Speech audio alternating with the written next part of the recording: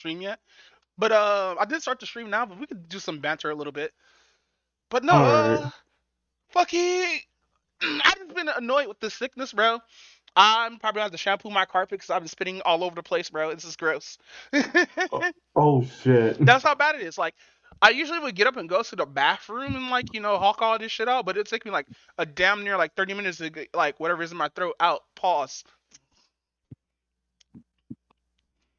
But no, I I get it. bought some cough medicine that's almost gone, and some fucking Vicks, which I'm using. But like, I only used it when I was super sick, cause like I was fucked, bro. And it doesn't help that spring's here, and like my allergies are gonna act up.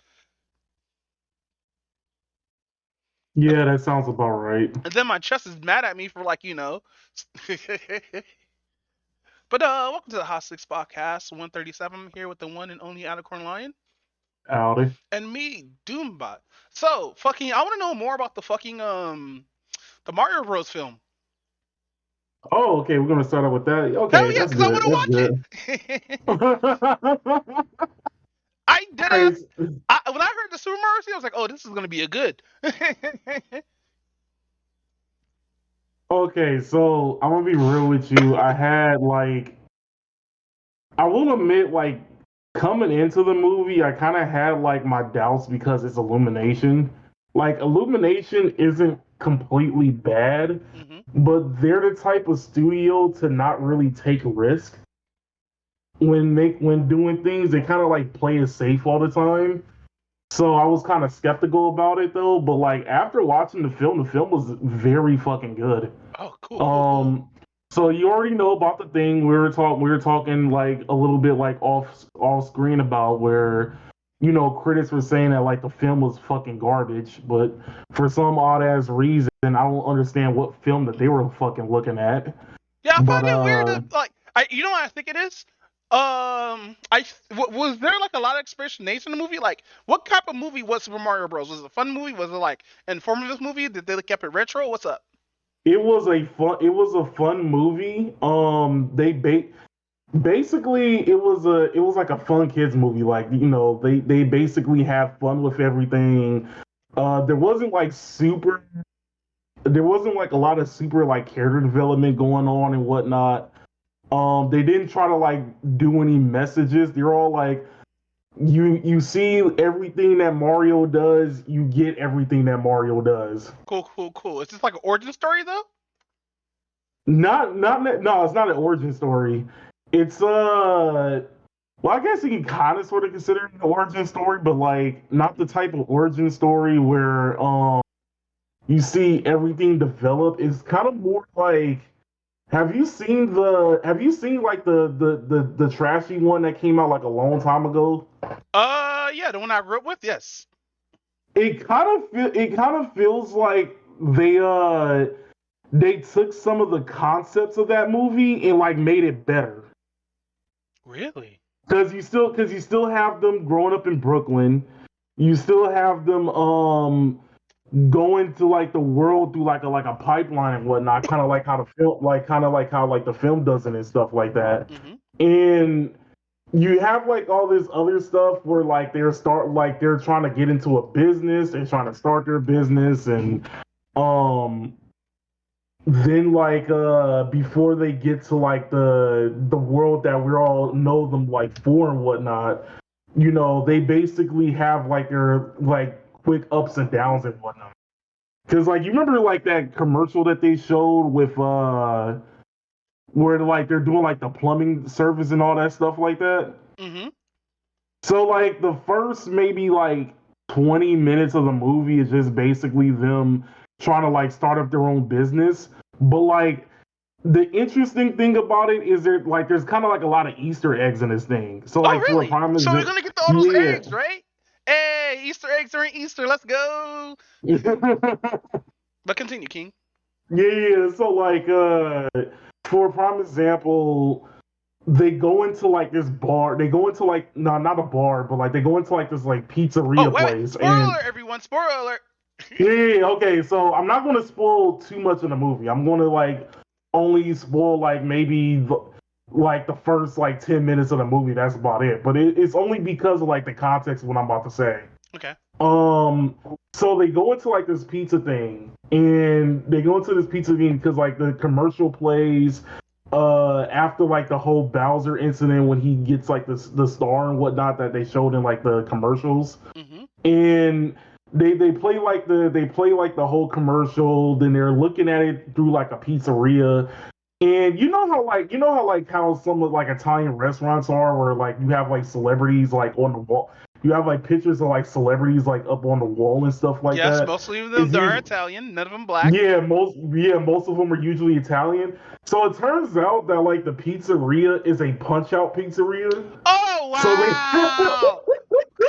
so they have like all the punch out like they have like all the punch out like fighters like Don Flamingo and Glass Joe on the wall and stuff like that. Wow! Really? Oh my yeah, that shit was that shit was like mad funny when I first saw that. Then like you see like some arcade machines, like one of them is actually like the Donkey Kong arcade machine, and then like the person playing it is supposed to be Jumpman. Then like the the company that Mario and Luigi used to work for before they decided to quit and start their own company was the Wrecking Crew. Okay, because Yeah, that's a reference to the fucking show. But okay. yeah, yeah. So you get like Easter eggs like that, and it's like it's actually hella it's like actually hella entertaining though. And then of course like you saw like in the commercials like there was one part where they where you know like they're doing like a whole Mario Kart scene like that. Mm-hmm. Um, that one is actually pretty entertaining, and the connection to how they do everything is actually pretty hilarious. So you're definitely gonna like that scene a lot because there's some bullshit that happens in that one particular scene. But outside of all that, I want to say like I looked at a few people's like reviews. Like I saw like Moist Critical's review. I saw like Nostalgia Critics review, and like it was like somebody else. I forgot who it was.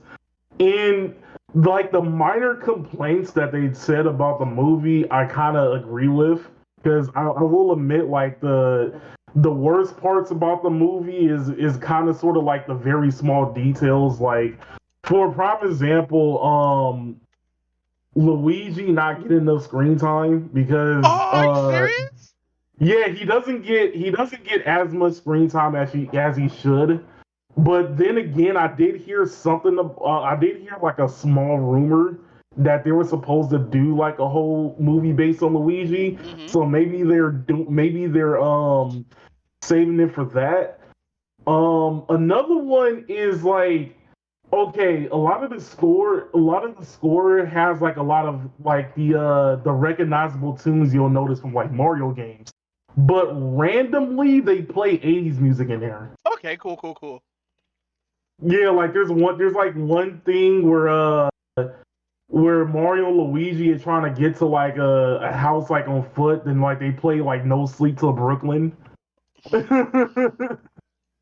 And I was like, okay, that's pretty clever though, but going in between like 80 music that like a lot of people know about, and then at the same time like updated scores of like Mario music feels pretty weird. So I can kind of understand about that. Okay. But yeah, pretty much like everything that you wanted in a video game movie is there. You see stuff that you see video game references. It's not super overloaded with them like how Pixels was. What you mean? Oh, I remember Pixels. I totally forgot about. That's the Adam Sandler film, right? That stupid ass one. Yeah. One where the fucking creator of Pac-Man got killed by Pac-Man. I thought that shit was hilarious. I mean, don't get me wrong, like it's not a 50-50 with Pixels. Like I don't think it's like the best. I don't think it's like the best. I don't think it's the best like video game movie, but like I do like some of the references that they do put on it, especially when you compare it to like how some of like the newer generation views like older video games and whatnot. Yeah. And then at the same, but you know what? Now that I'm thinking about it as I'm saying all this, I think I know one of the reasons why a lot of critics said that they didn't like the movie. Um, okay, so I don't know if you see I don't know if you've seen the Emoji Movie because I didn't see like the I movie. know of the emoji movie, but I'm not touching that shit with a 10-foot pole. I That's all didn't it I is didn't one see. long ass ad that I heard. Yeah, that's basically what I think a lot of critics are looking at it as. It's this one big ass ad, I believe and people it's got too burnt not. by video game movies though. Well, I don't think we really got burnt by video game movies because we're just starting to get.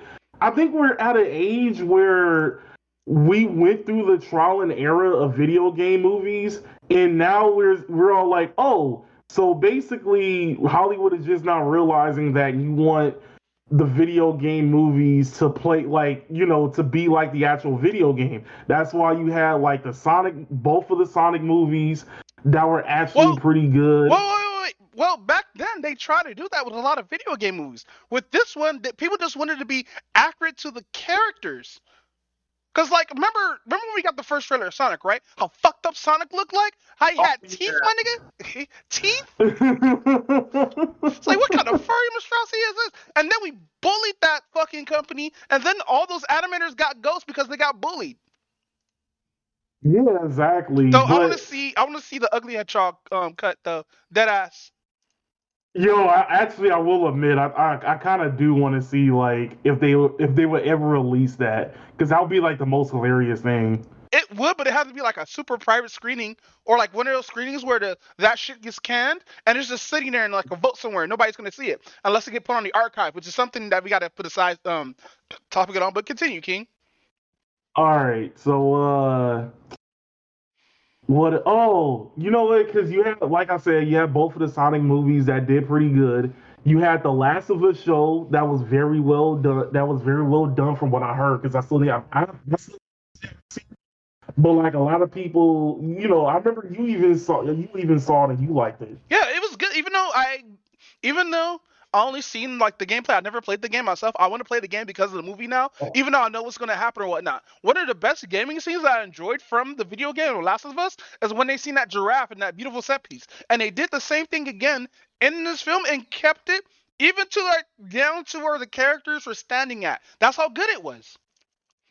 But like we're you not looking know, for 100% accuracy. We're just looking for like hit some points. We don't have to be 100% accurate. And the good thing about The Last of Us is it wasn't about the fucking zombies. The zombies were just a random hazard, and you don't even see them 90% of the time. Mostly it's people killing people. But when you do see all those zombies, so in one of the episodes, right? There's this there's this they added in this crazily. I don't know if she's like real or whatnot, or I don't know if they added in her that I have a villain. But they meet up with these two other dudes who's trying to escape from the same city, right? I think in the game it was two. In the show it was two brothers. In the game it was son and a father, I believe. So they're trying to get away from this gang or whatnot, and they're being hunted in the show. Um, how's that going on? We finally get to see the monsters, and they come out of the ground and shit like that because there was a big horde in the ground. They finally come up and slaughter everyone and all that good shit.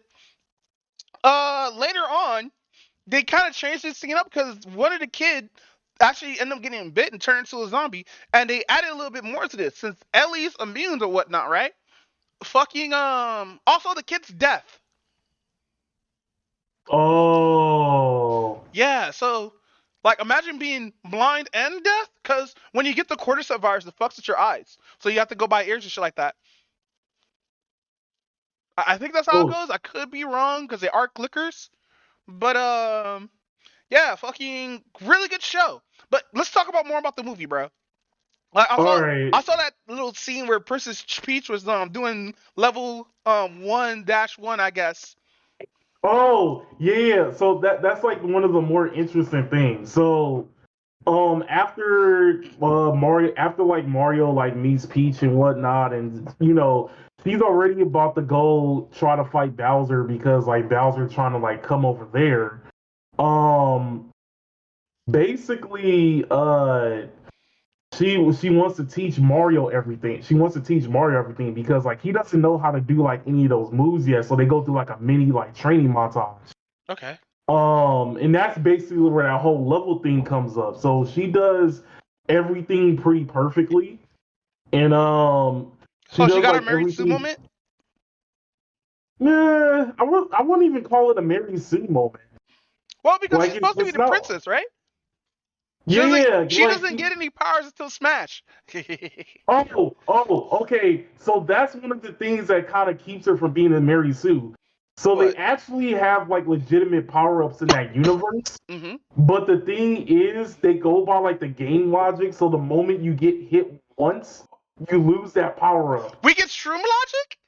Yes, the Hey Shroom logic is in the fucking movie. yo!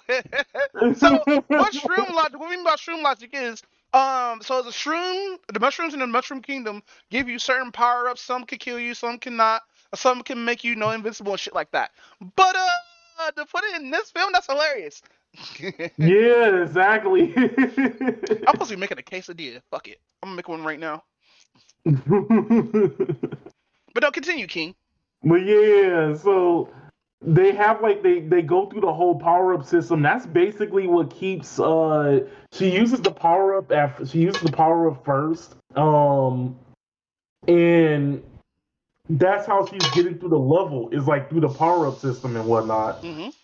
And that's the power up system is basically the thing keeping her and everybody else from being like a complete Mary Sue.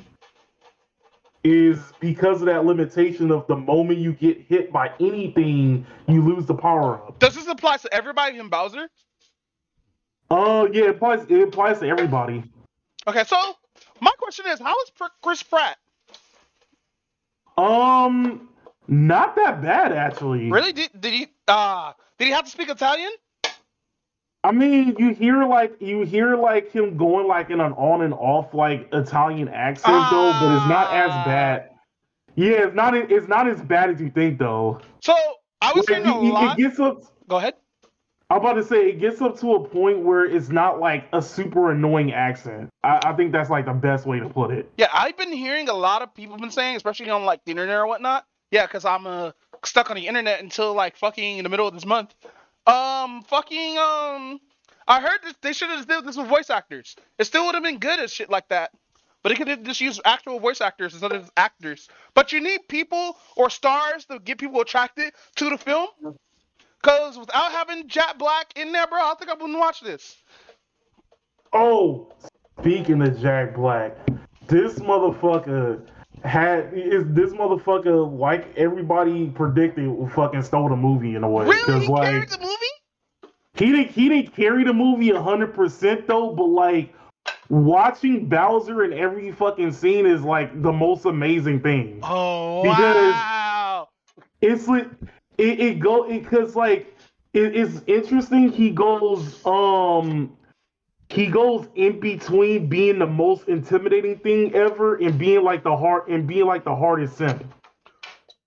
Oh, of course he's a fucking simp. Bowser always been a simp. Ever since fucking we found out in fucking what was it, Galaxy, where you're trying to bang Princess Peach? Yeah, actually, that's pretty much like his one of his like biggest motives is to get like Peach to marry him. So it's kind of like going through like the Mario Odyssey thing. Wow.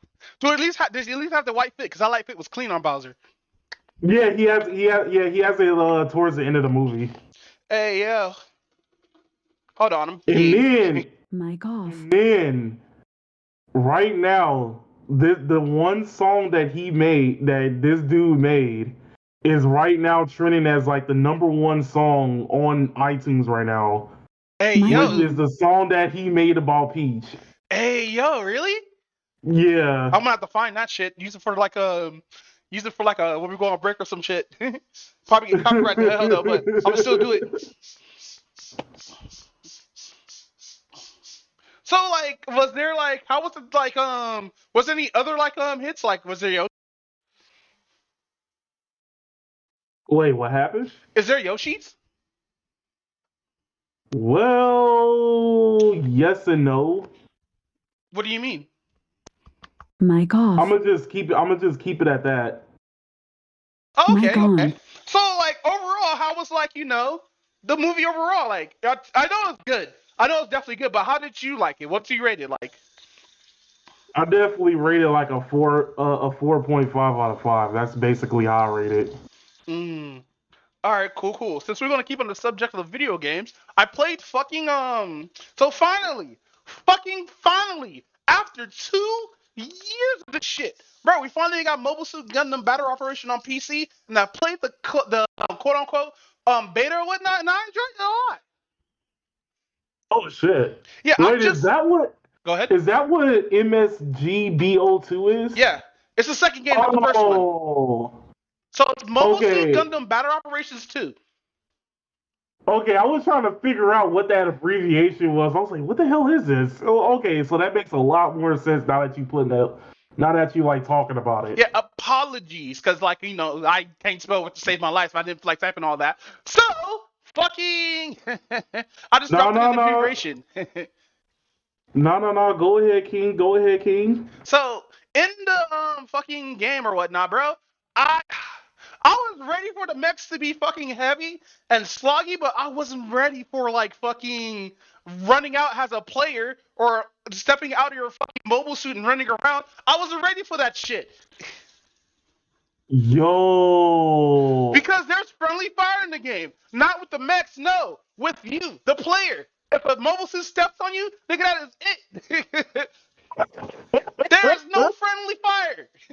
I mean, there's no fucking invincibility when your own partner hits you. No, is that an explosion? Get fucked. Wait, has that ever happened in the show where, like, dude, people where, got like, destroyed in fucking Mobile Suit Gundam, bro.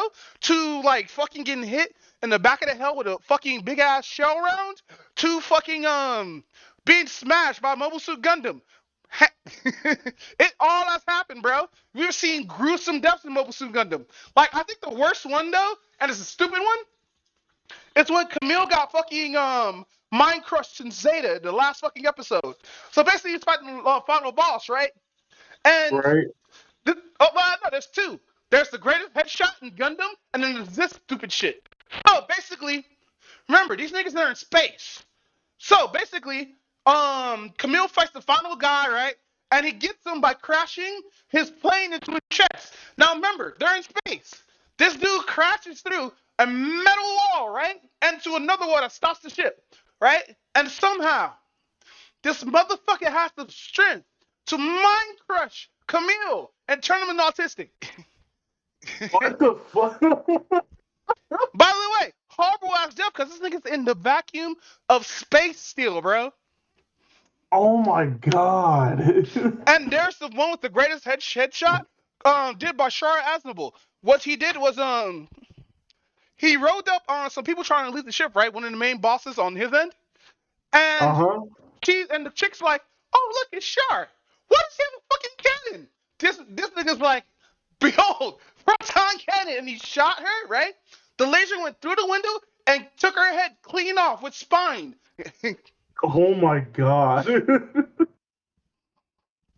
by the way, everything blew up behind that, by the way. So, yeah. Didn't think they would show that kind of shit in Gundam. And then there's the newest, like, gruesome kill where somebody gets, like, smashed by a hand. And the Wish from Mars series. Which is fucked up because, like, in that last episode, she popped out of her gun. Like, before she even killed the motherfucker, she tried to save her, like, best friend or her lover, quote unquote, because it's supposed to be some weird lesbian thing. But, yeah, she flies in through. She see her gets, like, accosted by a dude with a gun. She's about to die. So, anyway, they're in space, by the way. Anyway, the main chick, she comes up, smashes the dude with the gun, right? Now, it is a horrible ass fucking scene because they made it look horrible because the main chick, she's covered in mostly blood and that's floating in space, right? And all of a sudden, in the end of this one, spoiler alert, she's like, you're a monster or whatnot, even though she was, because this bitch is smiling while this body is paste. Like, holy shit. Oh, wait, the dude who she smashed with their hand, and it made splat like a fucking fly being swatted by somebody's hand. That bloody, my guy. But no, What the hell? Mobile Suit Battle Operations 2 is a semi-gacha game actually. A semi-gacha game? Yeah, the reason why I say semi-gacha game because you can buy all the shit, but you get like special ones, like special stars or special ranks or whatnot. So you get like a rank 1 GM or a rank 3 GM, but you can buy all of, like the low rank shit. Oh, okay. And luckily, I didn't get a chance to look at the store because the store and microtransactions was oddly turned off. I wonder fucking why. Oh, that shit must have been high as fuck. Oh no, it's definitely a fucking gotcha game. I gotta review that by looking at the PS4 version of the game because it is on PS4 and it is free to play actually. Oh, okay, okay. So yeah, I've actually enjoyed a lot of bit of it that I played, and yeah, I didn't know how fucking you can take friendly fire by stepping on your mobile suit. That shit sucked. There's some balance issues need to fix up because we are working with like an old fucking build of the game. So yeah,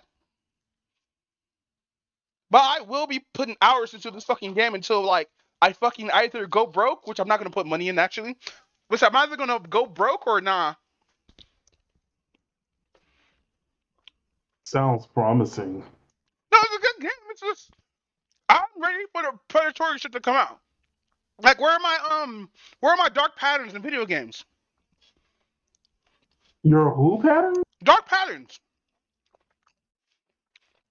So you Dark never heard the term pattern. dark patterns? It's when Nah. perfect example is Genshin Impact. Remember how I always say like this game has no reason to be a gacha game for it being this good? Oh, yeah. Yeah, that's a dark pattern. Like having a cash shop that's super predatory, or forcing players to um go into like a cash shop or go into a tutorial on how to use something or shit like that, even though you can skip everything else in the tutorial except for this. Little small shit that pushes you to the store or whatnot. Like with Marvel Adventures, when you have to like fucking pay for all those cosmetics and like they're all out there. Like, hold on, perfect example. Cosmetics. Cosmetics are dark patterns because it shows that this player has money versus you having money. Oh, okay. So like perfect example, Rainbow Six Siege changed their battle pass where you have to interact with your battle pass. That is a dark pattern. Right. Okay. Even though you could pick, quote unquote, pick and choose, the old battle pass, all you have to do is put in money or not put in money and still get the passive rewards. Which in this one you don't get passive rewards. You get less rewards than the old battle pass. Here you get only 8 items. But in this case, no, here you get 8 items. But in, before they update it, you get 12 plus. 12 plus meaning you get packs after every 5 levels after reaching max. Here you don't even fucking get that. And then they try to rub it in your face like, hey, play for the premium pass. Hey, play for the premium pass. PSO2 does this. A lot of game companies do this shit. But no, I enjoyed the time that we had with fucking Mobile Suit Gundam Battle Operations 2. I just wish this came out last year. But no, nobody got in last year. Nobody. Not even Stepperoo. And he's in everything. Oh, shit. But no, with that said, what happened on March 31st? All right. So, there was a lot of good things, weird things, bad things that kind of happened in between it. So I guess I'll go with the first good things. Well, actually, like all three of the good things are kind of like more personal though. But anyway, so for Vanguard, they came out with their new set, which is Dragon Tree Invasion, and they came out with like a card that I've been waiting for like a while, which is called Gronfia, but I consider him Wolf Daddy. Wolf Daddy word. Is that what you were posting the other day? Wait, posting where? You post some pics. Oh, was that from Genshin Impact? Wait, actually, let me go back to the chat real quick. Let me try to remember like which pics I put in here. Yeah, it's like a guy in a suit or something. Let's see. There's the Marshall one. Oh, forgot that you. Where did you post Unforgivable #1 out of nowhere? Oh, I was listening to the Sharon Hose. Unforgivable, bitch. Let's see. There's the Leroy one. Oh, there's the Grey's Anatomy one, and that somebody said this show is One Piece for white women. Yo, I laughed my ass off when I saw that shit. I've never laughed like that out loud at a meme, bro. But it took me a second to think. Be like, holy shit, they do have more episodes than fucking One Piece. I don't know. One Piece is catching up though. No, that's not Graphia. That's hold on, let me post like a picture of Graphia. If I can find like a full art. I swear to Oh, God, there's if a he's full just art. a Bara, I swear to fucking God. He's not a Bara. This shit looks like what's his face from Blaze Blue. Wait, like There we go. Ragnar? No, not Ragnar, the butler. I forgot what his name was. There's a butler oh yeah, that's right. I haven't played all the Blaze Blues. Yeah, he showed up in the second one. Is that He's Calamity Trigger? No, Calamity Trigger's the first one. The second one was Continuum Shift.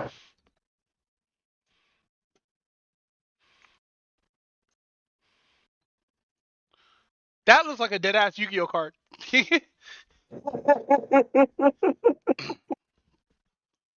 Like you about to play a field spell or some shit. Like you about to flip face up. But nah, continue. So he came up and basically like the whole deck is based around like plant tokens. Mm-hmm. And he has like two different ways of making plant tokens. So like the first one you just make regular plant tokens, but then then he has his own special one called a Noblesse Rose token. Noblesse And Rose? yeah, it's called like a Noblesse Rose.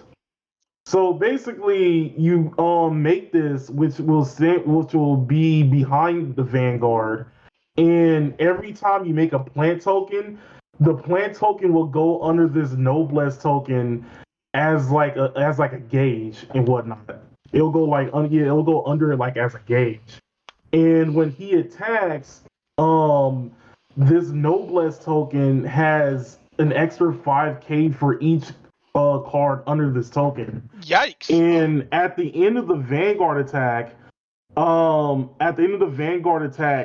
you can take away as many gauges under the token as you want to choose one of your rear guards to get plus 5k. And if you did 3 or more, the rear guard restands. So what does a restanding mean? That means it gets to attack once. So it's basically like untapping. Oh. Yeah, so it untaps itself so it can like attack again. Okay, cool. So yeah, I was actually excited for this one to come out. It's not like the best deck in the format though, but it's kind of like I think like if you build it good enough, like it could be like a sleeper deck, I guess in a way. Like it'll be like that deck like you don't see too many people like play it, so if you're good enough with it, and you play somebody against it, they probably wouldn't know how to play against it. So it's like jank. Yes, it's technically jank, but like not really. It's technically jank in a way. Okay. So far the thing I'm noticing from playtesting is that it kind of burns out pretty fast. So like if you go against a deck that's like aggressive enough for you to like waste all your resources, you probably won't have like a strong turn like right after. But I'm trying to see like if there's like a way to fix that or not. But yeah, that was one of the ones that came out for March 31st. But then at the same time for Arc Knights, which is the one I posted in the chat, actually came out with it's very hard to pronounce this dude's name. Is Milnir or something like that. Nearmere? It's like MY. Wait, is MYLNR or something like that? Oh, MLYNAR. But I'm trying to like figure out like how you pronounce that. Nimnir. Let's look this up. Yeah, I'm trying to figure out like where's like a way for you to figure out how you pronounce it. Google. Oh yeah, that's right. NYAIR? No, no, hold on, I'll post it in the chat. Mm-hmm.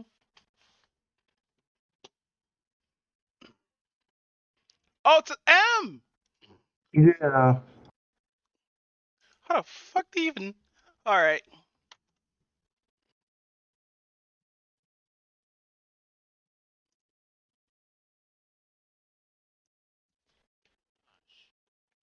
No. Maynosh? Melnage? Or, hold on. Melnar?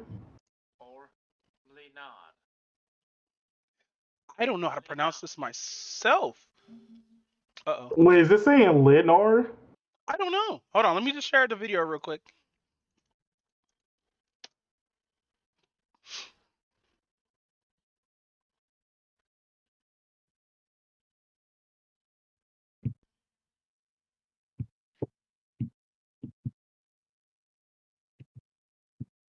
Milnar, probably. Yeah. But anyway, let's continue. So what else happened on the 31st? Yeah, so he came out for Arcanites and whatnot, and I've been waiting for him for like a while. So like actually like legitimately spent like 100 on his banner.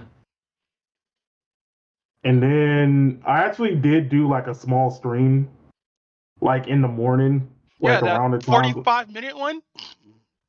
I think it was like 20. I think it was like 20 or I think it was like 23 or something like that, But anyway, what if I did remember you do that stream? correctly. I got like the tail end of it. Oh, I just what is it? Oh, basically I just did all my pulls and then I did like leveling up and everything else like that. Yeah, that took And I 20 was minutes? talking with well, I had like a lot of pulls like saved up for it too, so that was probably one of them. But no, another one was what was it? Oh, and I was talking with like Johnny for like a cool minute because he like appeared in the stream like around the time I started for a bit. Oh, the full one Um, pirate? yeah, pretty much. Like I guess if you want to call him that. But no, like he showed up and we're going back and forth about the because we were talking about like the D&D movie and stuff like that because I haven't seen it yet, but like he said that there was like a few people from like our group who wanted to like watch it and stuff. Hmm. And then it was somebody else. We were talking about what's his face that passed away. The black dude from John Wick. Oh, yeah. Yeah, we are talking about that, and he was saying that like the Destiny lobby did like a tribute, which I remember I saw like a Because he's glimpse in of it on Destiny, that's right. Facebook. Yeah, I didn't even know he was in Destiny until like I saw that clip, and I was like, wait, he was in Destiny? Oh shit. But I haven't really played enough of Destiny like to know who's in there. The only thing I remember was the midget dude from Game of Thrones like voiced one of the characters in the first one. That's like the only thing I remember. Hmm. But outside of that, he's actually I never realized he was like a meta unit until like shortly after because like it turns out that he had the whole point of his character is he's supposed to be he's supposed to be like a nuker. Uh-huh. So he has like this weird, it's like him in another unit has this weird play style. When you place them, they don't do anything until you activate their special. But the special is so powerful that they could basically just like nuke anything that they could basically like wipe out like most enemies with ease. So that's like kind of sort of the trade off to it. They only attack and use their special. Okay. Um so I got like about I almost got him at like full potential. So I have him like at potential 4, which once you get a character at potential 6, they're like at full potential. Mm-hmm. So full So potential is like max out stats. yeah, you'll usually get like extra things like for a prime example, usually like 2 of the slots makes it so that they cost 1 DP less, and then some of them will increase their attack like more and stuff like that. Um and of course, like considering that like he's a 6-star and not like really limited, it should be pretty easy to get all that. I get, for me, I guess. I don't know about everybody else, but for me, I think it should be pretty easy to get and whatnot. But outside of all that, the last good thing was um so throughout this whole month, I probably should start posting pictures in the chat though, but throughout this whole month, I decided that because it was my birthday month, that I would choose 31 characters, and each day I would uh I would basically choose one of my favorite characters and basically do like a portrait Okay. of said character. And I did this like once for like every day of like the month and whatnot. So that's where like the Is 31 this comes a up. post on Facebook and everything? I did post it on Facebook, and I also did like a miniature reason why I decided to choose, why I like said character and everything else like that. Okay. Um, to quickly go over it, let's see. Day 1 was Yuki Nagato from Haruhi Suzumiya. Mm-hmm. Day 2 was Ryo Sasaki from Art of Fighting. You can Day say King of 3. Fighters now. It's okay. Day 3 was Terry Bogard because I like my boy Terry. Day 4 was the Mortal Kombat Raiden because I don't know if like the Mortal Kombat Raiden has like a full name or not. I think it's just Braden, but we know what you're talking Yeah, about. it's just Raiden. Well, you also got to remember there's like now like what is it like 3 or 4 like different Raidens Oh no, when you you're say the right, right, name. right. Because the Metal Gear Solid Raiden. The Metal Gear Solid one, the Genshin We should use Impact Thunder God Raiden. There one. we go. Okay, yeah, that'll make sense. That'll make sense. Yeah, say the whole name. Like a film Uh, name, Sit Black.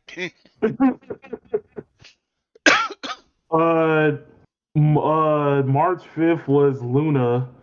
Luna Uh, from yeah, from Hell of Hazard a Hotel. Boss. I mean, not Hazard Hotel. Hell of a Boss. Yeah, from Hell of a Boss. Okay.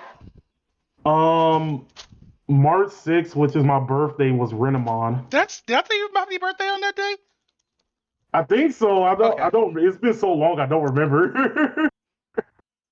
March 7th was Delphox because that's my most favorite starter. Mm-hmm. March 8th was don't say that. Don't be like that. March 8th was Yai Miko from Genshin. March 9th was kind of a weird one. Shino from Naruto. Ew. Not Shino. Huh? I said I like Shino. No, like Shino. Ino's the best one. But that's just me though, because she didn't sit for Sasuke. Not Ino. Shino, the bug dude. Oh no, I know what you're talking about. Oh. Because I honestly do believe that he got majorly cucked in that series. Mm. But no, continue though. Number 10 is Kumiko from Soma Spotter So What. March 11th was Kenpachi from Bleach. Number 12 was Unohana from Bleach. Wow, 2 characters. Let's go. March 13th was Iron Tiger. Mm-hmm. March 14th was Potemkin. Wow, from the same franchise. Let's go. Same franchise. Technically. Technically, they are from the same franchise. They're both Arc System Works. See, we don't say those games now. We just say Arc System Works. The DBCA games are exempt from this. March 15th was Ainz from Overlord. Mm-hmm. March 16th was Soldier 76 from Overwatch. March 17th was Shorag from the Tri Brigade in Yu-Gi-Oh! March 18th was Queen Chrysalis from My Little Pony. Okay, valid pick. March 19th was a unit from Vanguard, which her name is Gridora. Hold on, let me see. Let me post a picture real quick. This is basically like the deck I made. Well, in a way. Hey, do you think Vanguard ever get digital release? I mean, they have like a couple of digital games here and there, though. Are they free to play? Because I don't want to pirate. Yeah, that's a sad thing. They're not like really like free to play per se. Any of them on the Switch?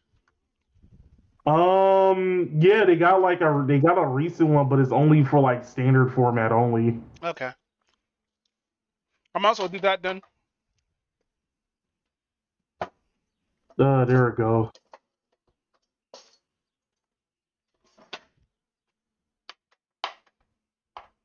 Where was I? Oh, there we go. 20th was Ningguang from Genshin. Mm-hmm. 21 was Shinha from Genshin. 22 was a third Genshin character, Ito. 23 actually quickly 23, 24, 25 and 26. They're all the Neural family from Arknights. Okay. So the same family that Mjolnir comes from. We're just gonna call him Nirmir now? Or wait. We're not gonna pronounce that here. We're just gonna call him Mjolnir. Fuck it. Number 27th was Captain America.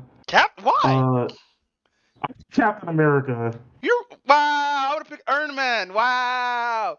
Now we gotta have a Marvel beef. Oh, we're gonna have the Civil War thing now.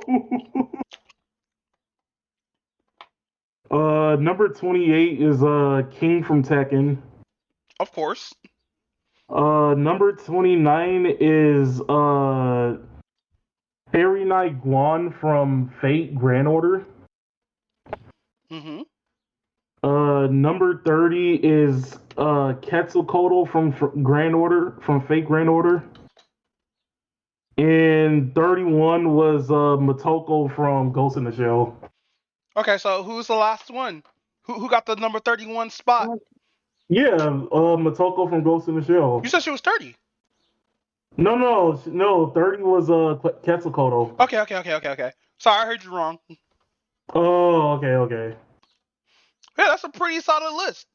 Like, do you it as a collage or just every single post?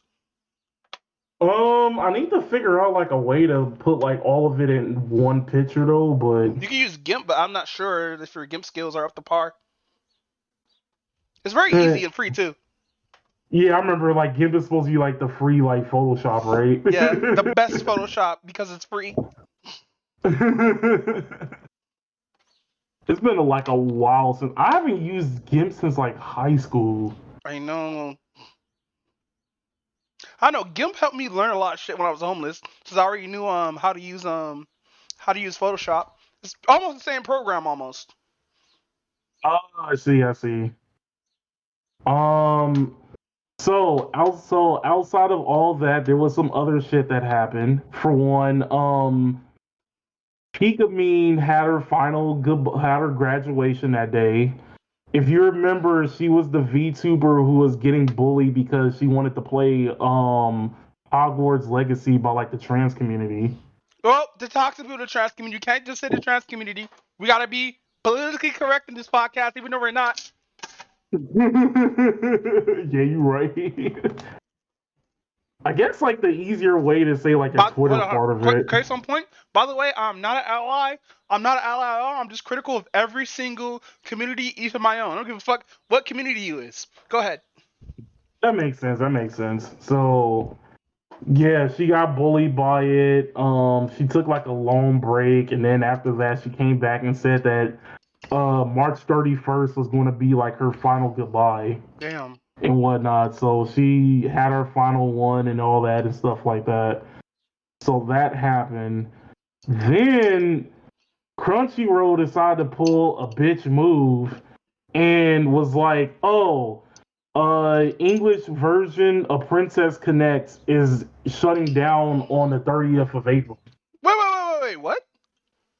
Yeah, so they're closing down the English version of Princess Connect. Why? Basically because they weren't really making a lot of profit, but like Is Princess it's Connect a weird. video game? Yeah, it's a gotcha game. Oh, so why are they shutting it down? I guess like not enough people are like putting money into the game Damn. compared to like every other gotcha game, which is slightly understandable because I was playing it for a while and they were a little too generous with the free to play content. What do you mean too generous? I have like a pretty decent amount of units in the game and I haven't spent a single dime in the game. Is that a good thing? Uh Well, no, you're the gotcha consi- guru, so um not necessarily because they're not really making any profit in return. so this is a But it free to play was game. You have to support the game by that's okay. But like, here's the other thing about it. When they started Princess Connect in English, they were 2 years behind the JP version. So what they did was they tried to figure out a way to catch up with JP. So there was never any rest in between events. So it was like, oh, this one event happens for like about like 14 days, and then after the 14 days up, instead of having like a week to like recharge and everything else like that, they move on to the next event like right then and there. Oh, so there were overwhelming players with the events constantly. PSO2 does this concept kind of right because they do give you like 2 to 3 weeks to like chill down or work out whatnot. But like fucking jeez, event burn. That's all it took. It was event burnout and being too generous with like the free to play content that kind of like killed the game for them. But everybody's trying to figure out like how did Princess Connect screw up in English, but they didn't screw up in JP because like JP, like people are throwing the money in that game regardless. Are you sure it's JP and not Korean? Well, it's overall like global, so I don't know where most of the money is coming from in It's probably general. coming from like Asian countries or whatnot. Cause they won't like drop an English version of a game unless it's not making any money. So you're right. So it is probably because of foreign what's the name? They're gonna take down the American half. Makes sense. Um, and then what else happened? Oh, wait, did I ever talk about how I said that they were also closing down the gotcha game Revive Witch? What's Revive Witch? So, okay, it's a Revive Witch is like it's kind of like an RPG, like it kind of looks like the old school like Final Fantasy like RPG type ordeal, but it's like a gotcha game as well. And the thing is, if I remember correctly, because it's been a while since I played the game, you're supposed to be like a witch, and she basically has like these dolls, which is supposed to be the characters you like pull for and stuff like that. but I don't remember too much of the concept That though. But the reminds me of story Eternal was Eyes, actually. Remember that PS1 game where like you take dolls and you turn them to monsters? something like that. Yeah, yeah, in a way. But no, continue. They don't like physically turn into monsters though, but like yeah, they're basically supposed to be they're supposed to be like they're supposed to be like characters that are supposed to be that are called like dolls Uh-huh. or something like that. It was kind of hard to remember the story though because it's been a while, but the game was actually pretty promising because they did some things that I kind of wish a lot of gacha games would do. Like when you first play the game, usually what most gacha game players will do is they'll try to wait until you roll for like the best until you roll for like the high rarity character. And if you don't get the high rarity character that you need, you'll pretty much try to figure out a way to start everything all over again. This process was a lot harder in Grand Blue because you have to basically make a whole new email account just to re-roll into your character. Jeez, really? Well, yeah, into the character that you want. Well, Revive Wish decided that they were going to give you 100 chances to re-roll for the character for the like the high rarity character that you want. Which I was like, okay, that's pretty generous and it's actually pretty good. Um, then the other one is that they have autoplay, which is kind of sort of something that I kind of wish like Arknights would do because like Arknights has autoplay, but it kind of gets tedious when you have to once like the level is over, you have to go back to the menu, repick the level, repick the stage, and then like continue farming that way. Where Revive Witch had it to like, oh, how many times you want to farm this level? Oh, 20 times? Cool. It basically just goes through the level 20 times without you having to go through the tedious act of Does it load the uh level? yeah, it Okay, does that's load the interesting. level. So that means you can Yeah, just not play the game. yeah, pretty much. But continue. So I kind of wish that like Arknights would do something like that too. But outside of that, like Revive Witch is pretty much dying because not too many people are like playing it anymore. Mm-hmm. So they decided to get rid of that. Um, so yeah, like Princess Connect is pretty much dead. Revive Witch is pretty much dead. Um, we did get like a couple of new gacha games. One is called like Limbus Company or some shit like that. I don't remember exactly how you say it. Uh, I can actually look that up right now. It's something Excuse me. it is something I might actually try. And the interesting thing about it is turns out that it turns out that like the not the gameplay, but like the story is supposed to be pretty dark. So when you start the game up, it basically just gives a warning to all snowflakes that hey, it has X amount of subject matter. If you are sensitive to X subject matter, then don't play the game at all. Most games do that though. Like, what subject matter did it have? Did it have like sexual assault and all that? Hold on, let me look it up real quick. Let's see, Limbus Company. Oh, it has a mature rating. No wonder. Oh, so there's titties. No, seriously. When there's a mature rating on any fucking video game, especially a Japanese video game, there's gonna be titties present. Raw, unadulterated titty meat. And I'm here for titty meat. Especially animated titty meat. As long as that titty meat is of age, I like that kind of titty meat, you know?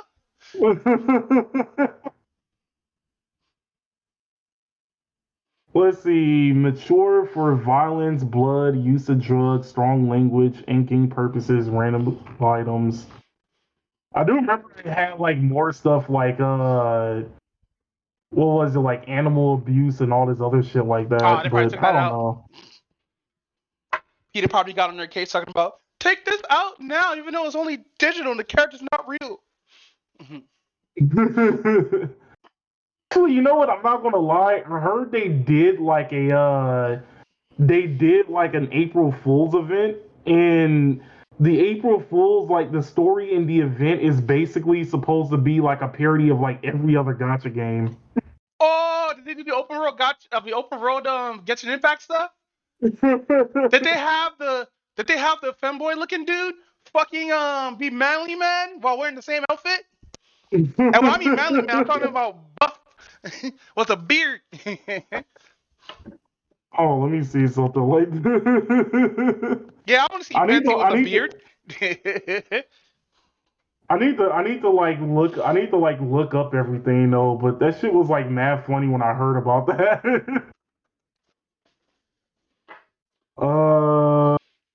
Let's see.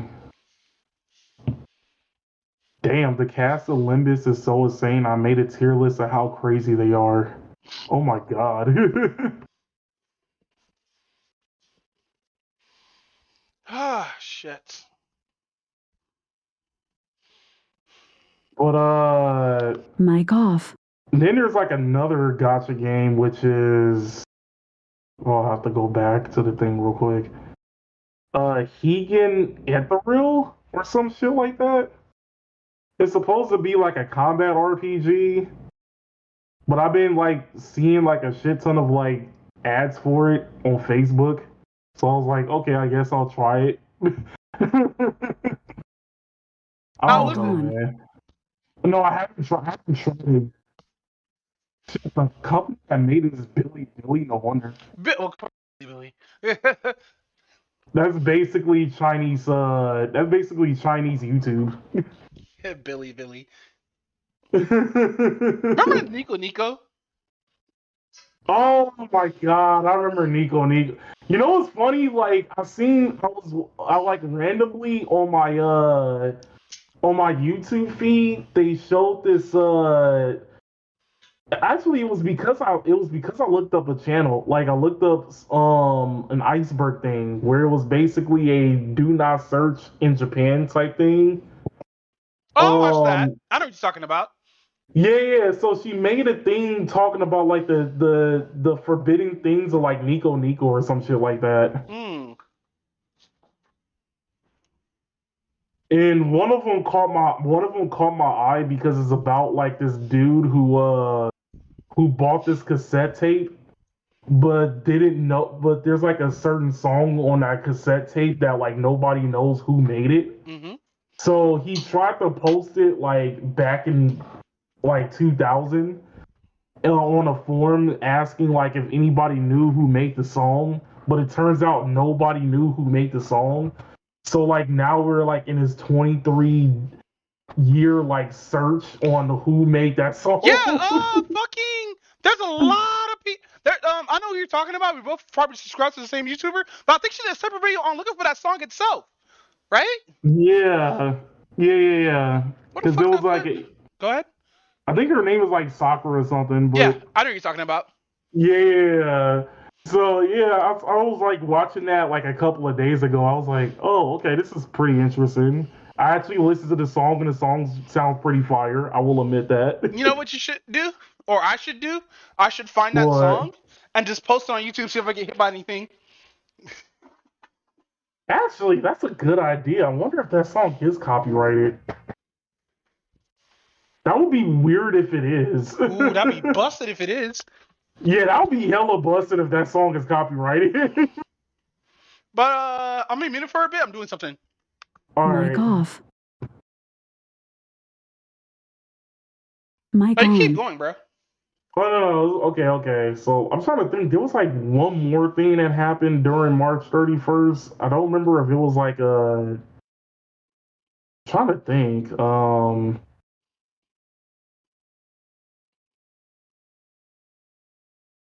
I could have sworn there was like an incident that happened on March 31st as well. Was it a school shooting? No.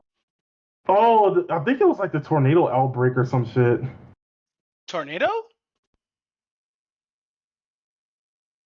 Yeah, cause Oh wait, we had a tornado out here. That's right, didn't we?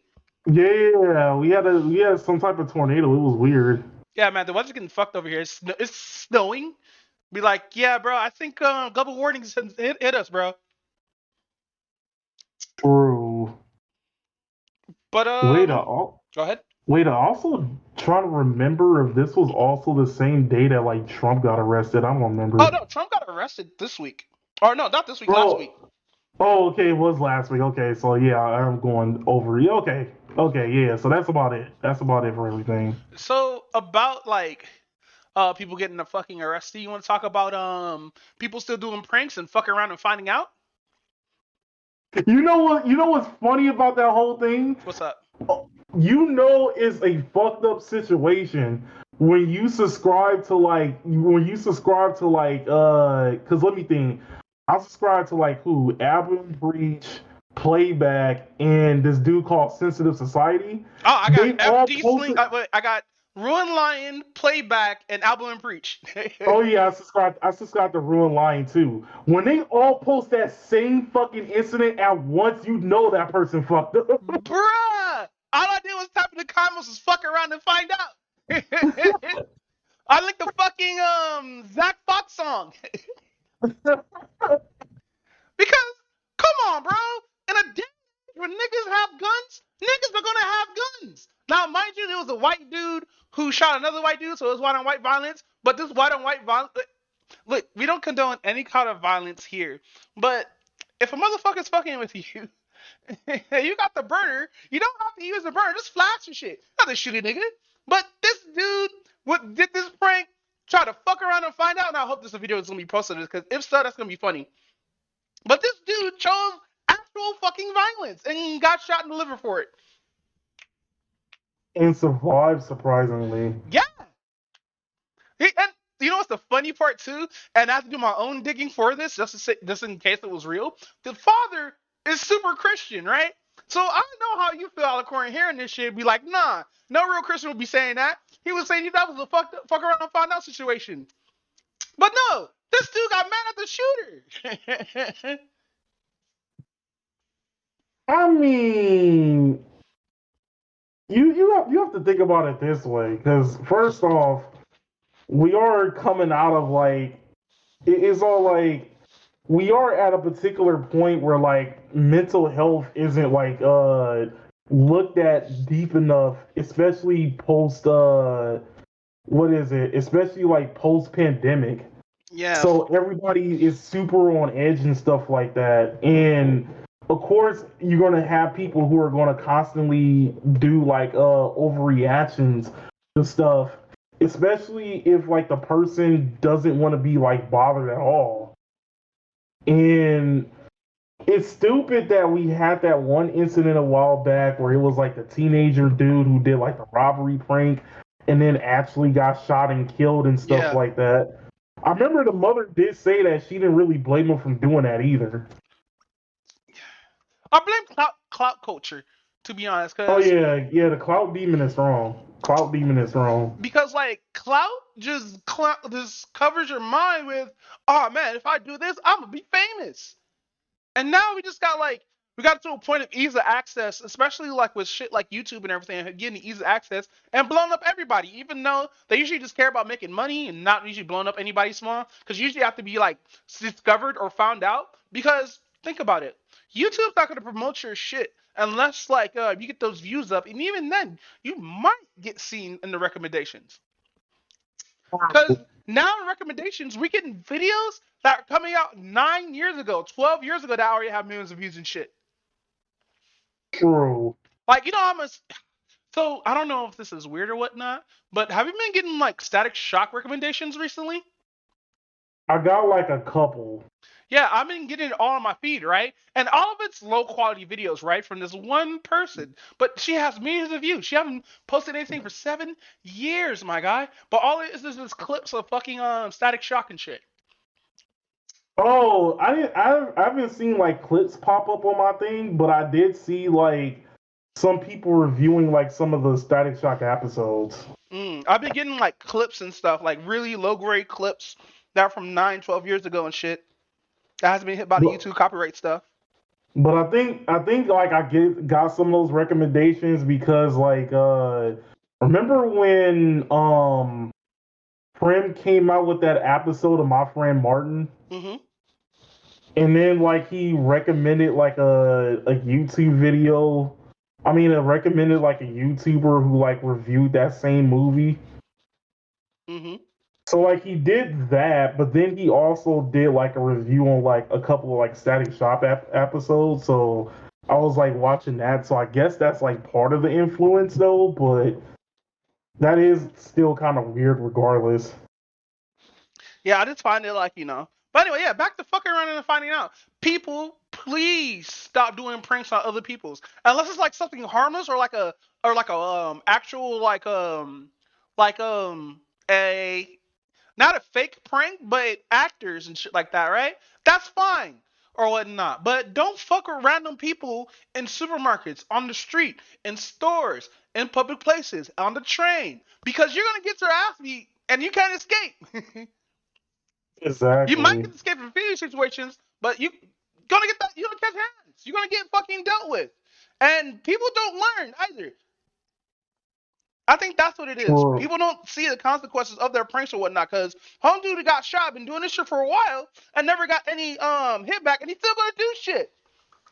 Yeah, I did hear something about like he said he wanted to like go back onto his like YouTube grind and stuff. I'm just sitting here like, why? So you know I why? thought, Probably cause since he got shot, that was his clout. oh, so he gonna basically go like the whole 50 Cent route. Okay. No, not even that. Me, you, Abba Preach, Ruin Line, all those creators who covered this gave him that clout now. Yeah, that's actually true. Ironically enough. Man, people don't learn from Jay Stacy, Fucking yeah, piece of shit, Jay Station. I remember that piece of shit. But Oh, go ahead. you know what that kind of reminded me of? So I remember there was like a prank video like a long time ago, like around the time where it was like a trending thing. Ugh. And I do remember like that one dude who did that I'ma go to the hood and pull down everybody's pants who's like sagging prank. And I remember like that one particular like scene where like he pulled down somebody's pants who was sagging and like a gun fell out. Oh shit. Yeah, that was Oh like shit. fuck. Yeah, bro. Don't pull up people's pants because you're gonna get shot. Like I used to remember this one dude who used to do pranks on basketball players, like street basketball players and shit, and like try to fight them and shit like that. Now it was Oh found out that he no. did fake some of the shit, which is fine. You can fake pranks. That's fine if you're faking prank. A lot of you like put in the description that this was faked or whatnot, and it's not real. But like fucking with real dudes on the street, you'll die. Like that ass. Facts. People don't have the street smarts to not fuck with people. You think you're gonna prank somebody and get away with it? Nah, bro. Facts. I hate it here. Actually, actually, speaking of basketball, I think like the one basketball prank I did like was the um what I forgot what was his name, like Dr. J or something like that. The dude who like dressed up in the Spider-Man costume and was like playing 1v1 street ball with everybody. Yo, the pranks where people dress up as like this one dude, white dude, dressed up as an old dude, right? And when they play basketball, and he just start crossing dudes. I love that shit. That's a good Yeah, prank. yeah, yeah. Yeah, yeah, But that pranks one. that like would harm somebody or negative pranks, that's what I'm gonna call them, negative pranks. Gonna get you fucked up, bro. Facts. And it's fucked up too that we have to depend on something negative to get views. We can't do something positive like Mr. Beast. I mean, he does positive shit and he still gets flack for it, which I still don't understand why he's still getting flack for all that shit. Because it's always gonna be that person on the internet that's gonna dislike what you're doing. Yes, you. Like if you like waffles, somebody's gonna run up like, "Hey, you hate pancakes?" And we all know how this Okay, like, argument's gonna go. We've seen this argument many a that'll times. be like the funniest argument though. Yo, Like, just argue with somebody over pancakes versus waffles. And then there's a third opinion who's not even a part of it. Like, so you hate crepes too? Like, what the fuck? Where did this come from? It's like you wasn't even here. We need to actually have that conversation. Waffles versus pancakes. Waffles versus pancakes. Even though they're both the same thing, just cooked differently. You're Yeah, I right. said You're right. it. But no, with that said, let's talk about basketball. Yeah. All right. So we're getting close to the NBA playoffs. I think they're still trying to figure out like a couple of standings actually. What do you mean? So basically, Mic off.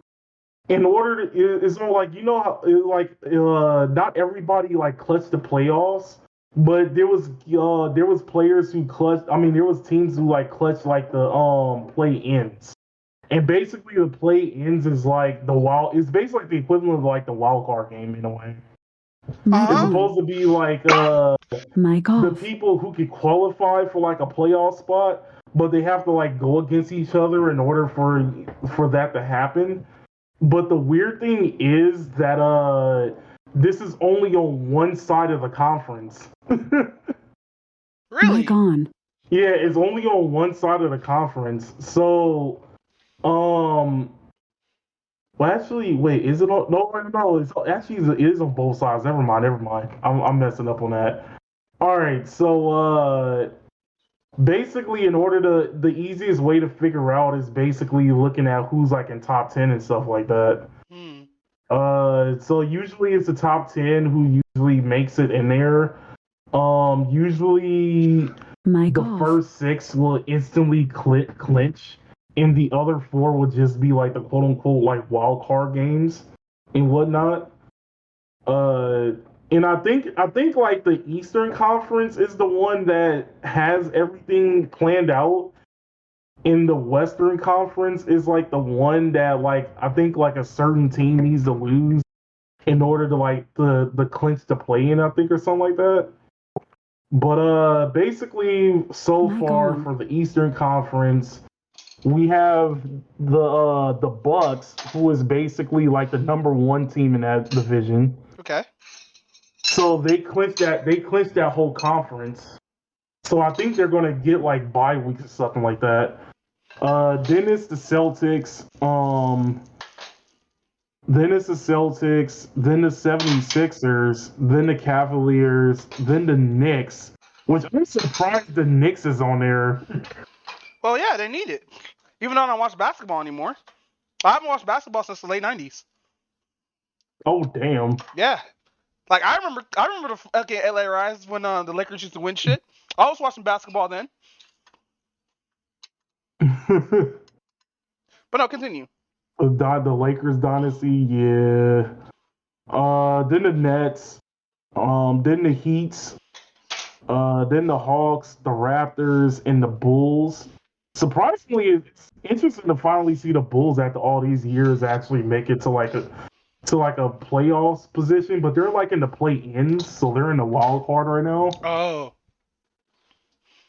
Well, you know, it's the Jordan curse. The Jordan curse. Hey, ever since like fucking a Dream Team left, the Bulls never been the same.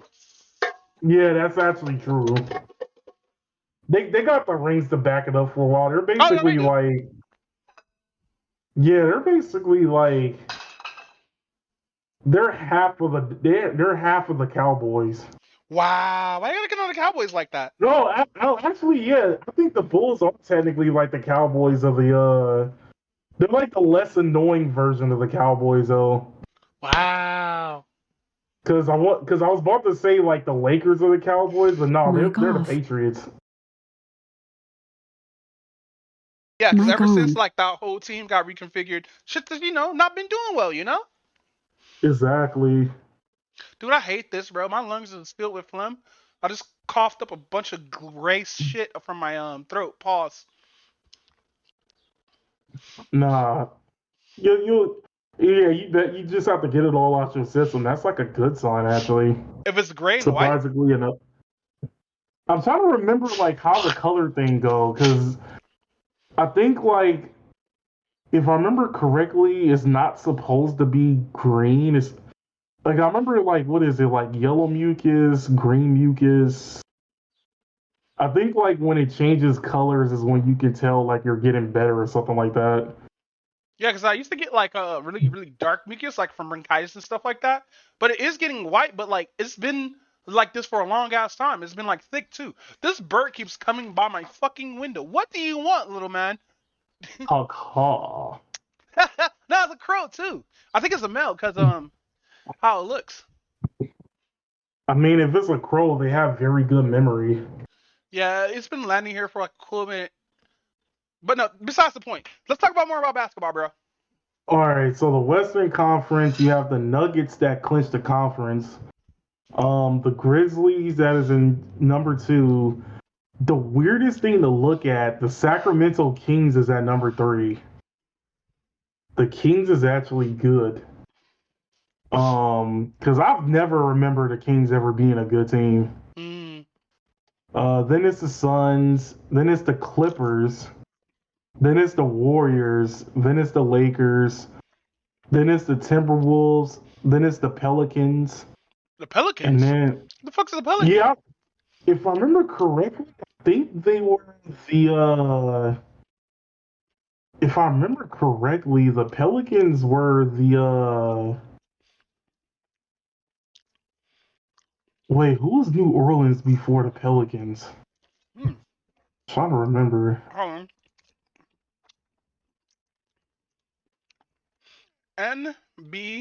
NBA teams. I don't know why I spelled a W with that. Teams from the 2000s. Oh, they used to be the Hornets. Really? Yeah, they used to be the Hornets.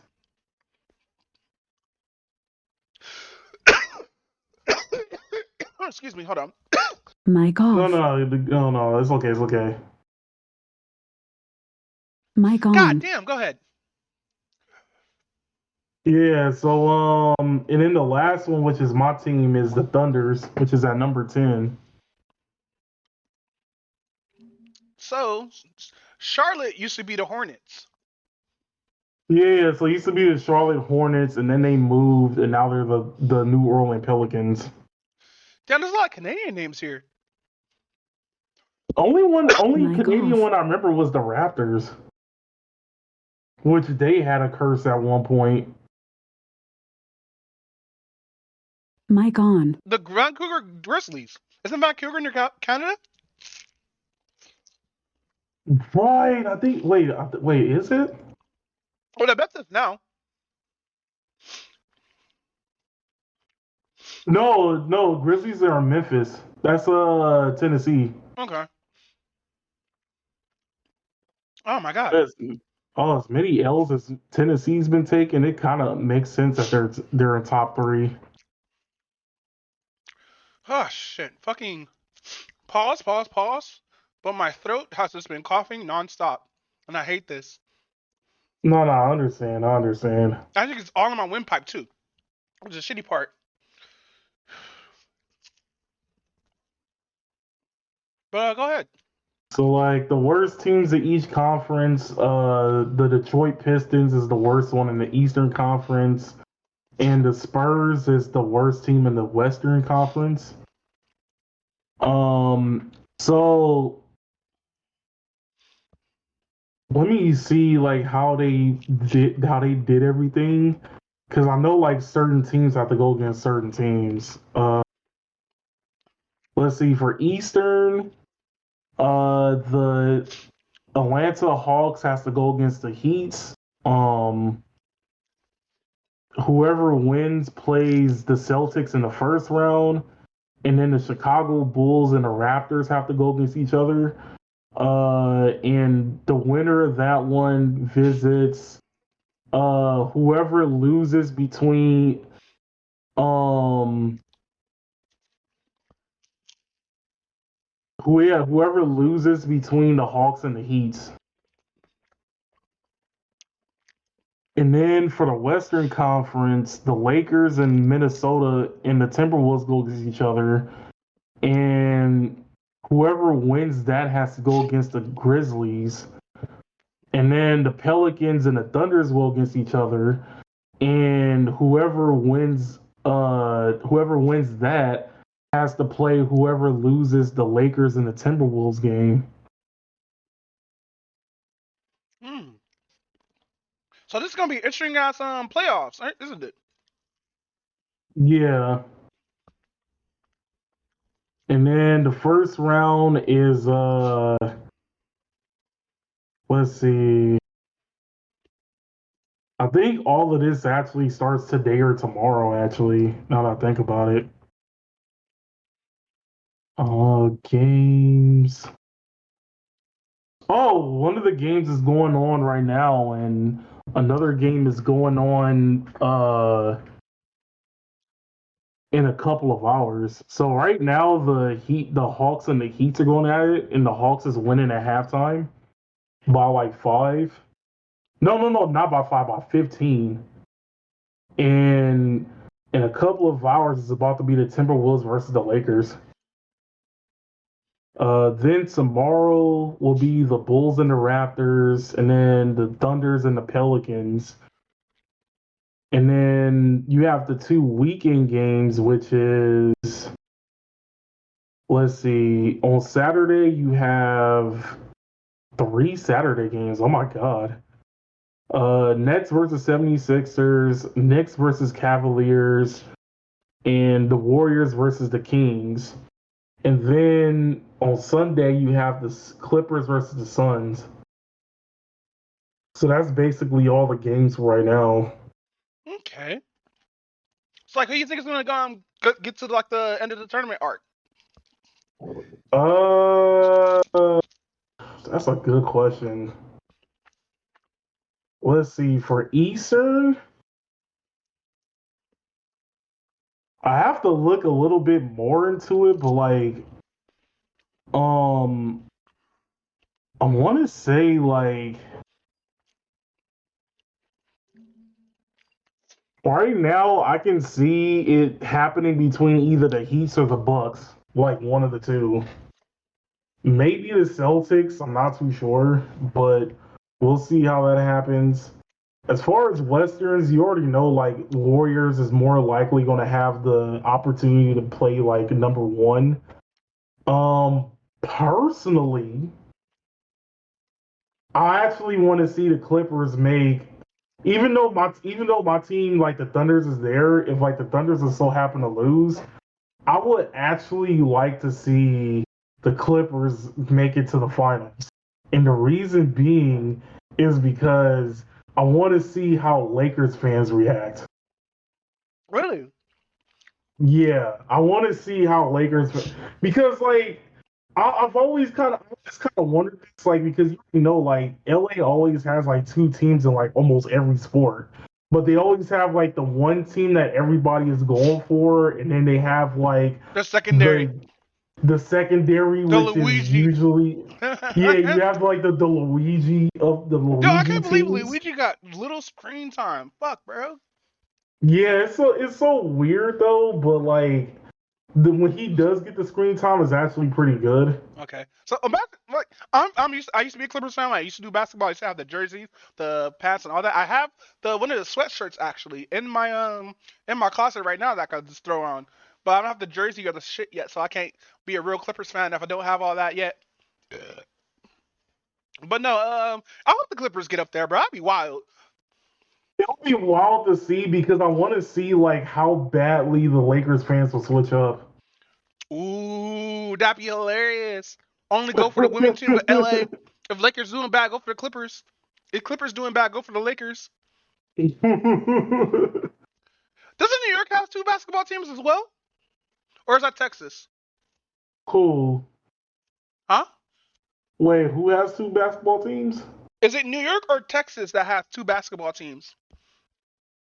Um, New York has it because they have They have the Brooklyn Nets and the New York no, and the New York Knicks.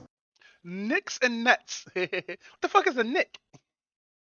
I honestly never knew the origin of their name. Like I should like low key look it up. I'm not gonna lie, because I never understood what the fuck a Nick was. Because a clipper is an action, right? And nicking someone would be also called as an action, right? I think But this is so. spelled with a K, though. Yeah, it is. It is. All the broadcasters that lost their jobs saying the Knicks wrong. Be like, Every time. Uh. just be like, Nick, and then the ER, like later on in the sentence or some shit like that. Knickerbockers. That's like the full name. Oh, that makes sense now. Is a Knickerbocker an action Let's see. Plural noun. It's a A noun. New Yorker. Oh, that's what they call New Yorkers. What the hell? I could go around calling New Yorkers Knicks. Let's go! I'm gonna get my ass whooped. Oh, and it's also baggy pants. Really? Yeah, knickerbockers are pants. That's hilarious. But That was also in a New York fashion. oh my god. So with that said, oh, did you say you was gonna make it out? You said the Clippers and who else? Oh, but outside of the Clippers, like if they don't make it, then more likely the Warriors will probably make it, and probably the Nuggets since they actually won the conference. Damn. Oh my god, fucking Nuggets was whooping everybody's ass. Like Nuggets has like what 53 wins and 29 losses. Jesus Christ, what is that? Oh yeah, 70, they've been 80? doing How many hell. games is that? 80 games? I think so. Damn, that's a lot of fucking games. Jesus Christ. Yeah, because there's like an NBA game like almost every other day. It's kind of the same thing with baseball too. Jeez.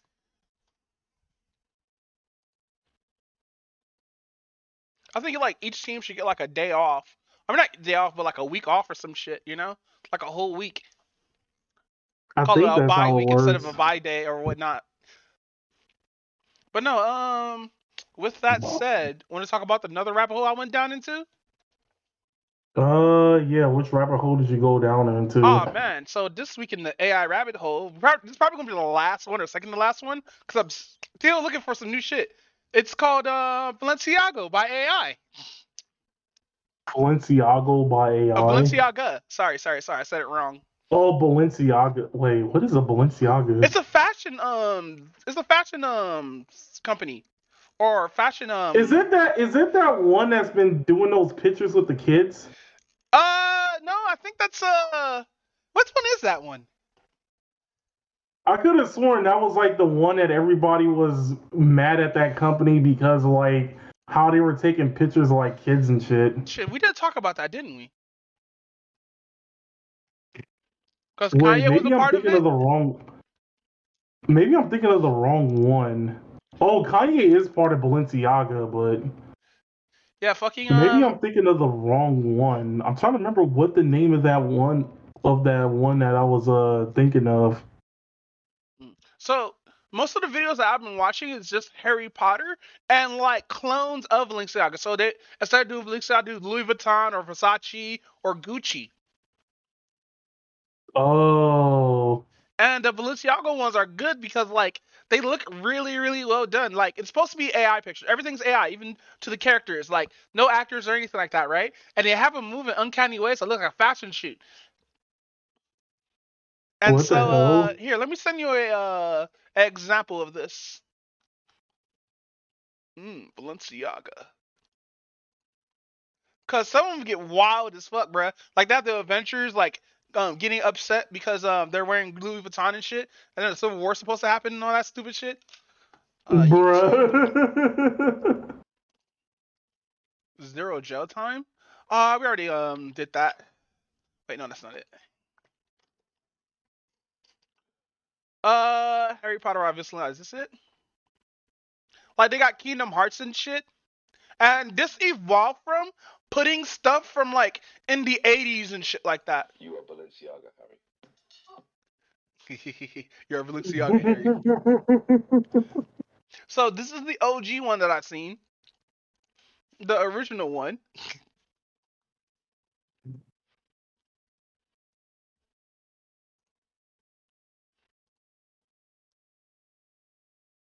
He doesn't have the scar on his head. Boo. What? You're a Balenciaga, Harry. Oh. And all of them just looking sexy as fuck, which is weird. I want to do a FUBU one of this one, but I don't think I can because I don't know how to do props that well. And it's a lot of work to do this shit. Even though it's like dead ass 3 steps. Oh my god. Dude, Is that Dumbledore? Draco Malfoy? Yeah. You'll soon find out that some fashion is better than other, Potter. Bro, his chin. Oh. Good and evil. There is only Balenciaga. And those who seek to see They got Voldemort. So stupid. This is so stupid. Yeah, it gets worse because they got Avengers, they got all this other shit, bro. TF2 Marvel, is this the right one? Because the Hulk looks fucking wild. Nah, that's not the right one. Even though that is close, that's not the right one. Oh, they got Breaking Bad. Totally forgot about that. Oh no. I still need to watch that show, but oh no. I haven't watched that show either, bro. There's some Balenciaga in this. There's some Balenciagos in this world worth saving, Frodo. This is the Lord of the Rings one. Oh my god. World, Mr. Frodo, and it's worth fighting for. I know we're gonna copyright strike for this. Probably not though. Some music too. Yeah, they got Louis Vuitton and shit. Hold on. Gucci. Oh, I spelled Gucci right? What the fuck? What? It don't look like that. You want to see the Gucci ones? So we got 2 Marvel ones. Hold on, I've got to look at the ugly one. Because the intro's funny as fuck. Hold on. This intro is funny as fuck. Oh, they all do just look the same. One does not simply walk without Balenciaga. Stone is in my grasp. Now I can balance the universe in style, one perfectly tailored outfit at a time. Oh.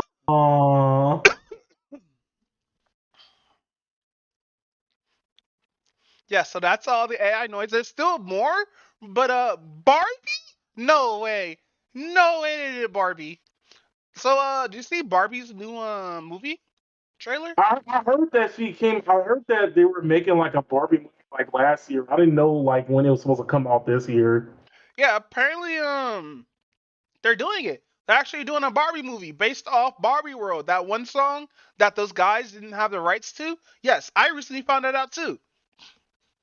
But something about they weren't going to put that song in that movie.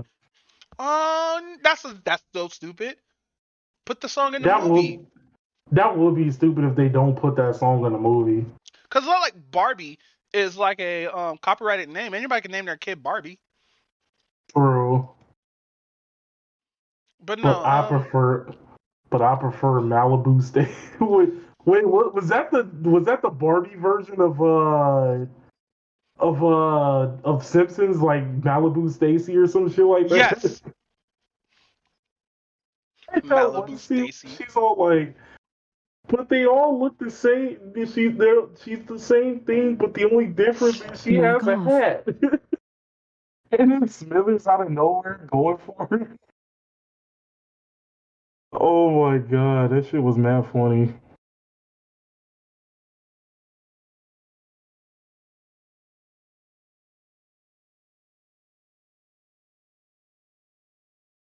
Mic on. My mic was muted.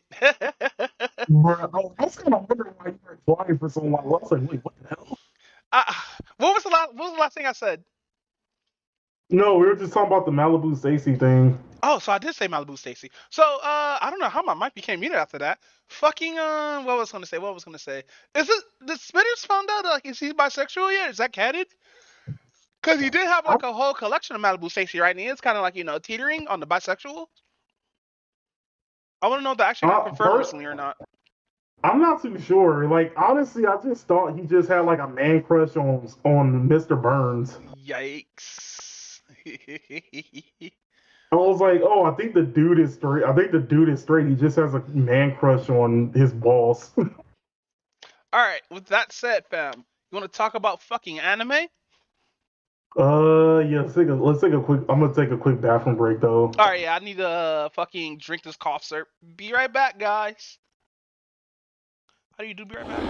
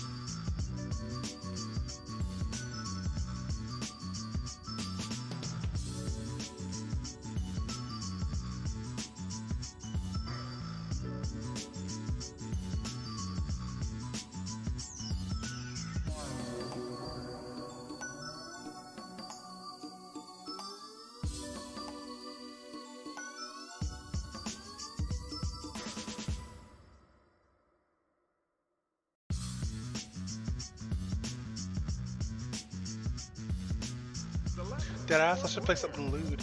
Be right back.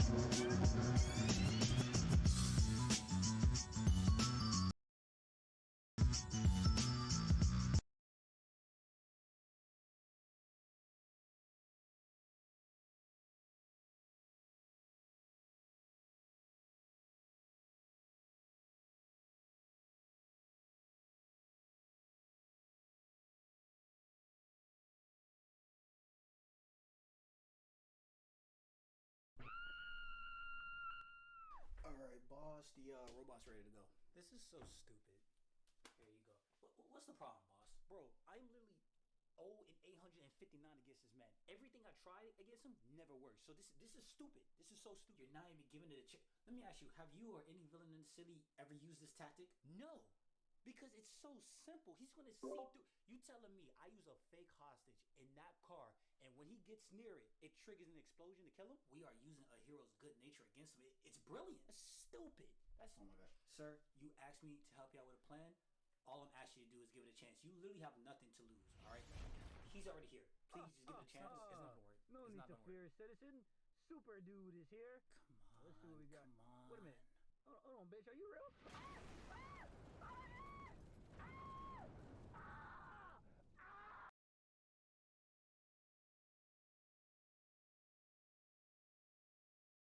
Shout out to Mall's World for this Be Right Back intermission.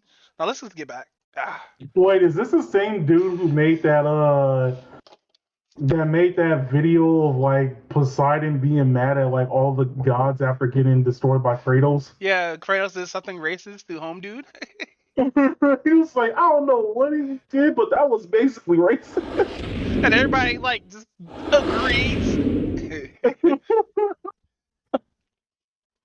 was like, what the fuck? But nah, yeah, this dude's got that funny. The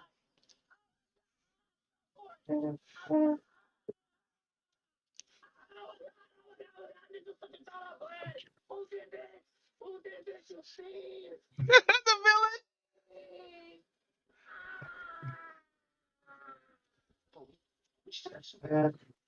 So you won. I used to play the fuck like this for real. Gets to get crying. Get the deputy ready. Get the finally use it. Oh my god. Oh my, get the deputy ready. I get the deputy baby. You're so Wait, there's more use on Kanye? 3 days ago. Okay, I You already watched know, this. you know what? I'm not gonna lie. We kind of owe Kanye an apology. What you mean? Cause like, remember when he made that post talking about like he didn't want like his daughter like on TikTok and stuff like that, and then like a few like weeks later, Kim Kardashian had like his daughter dressed up as Ice Spice. Yeah, we all know.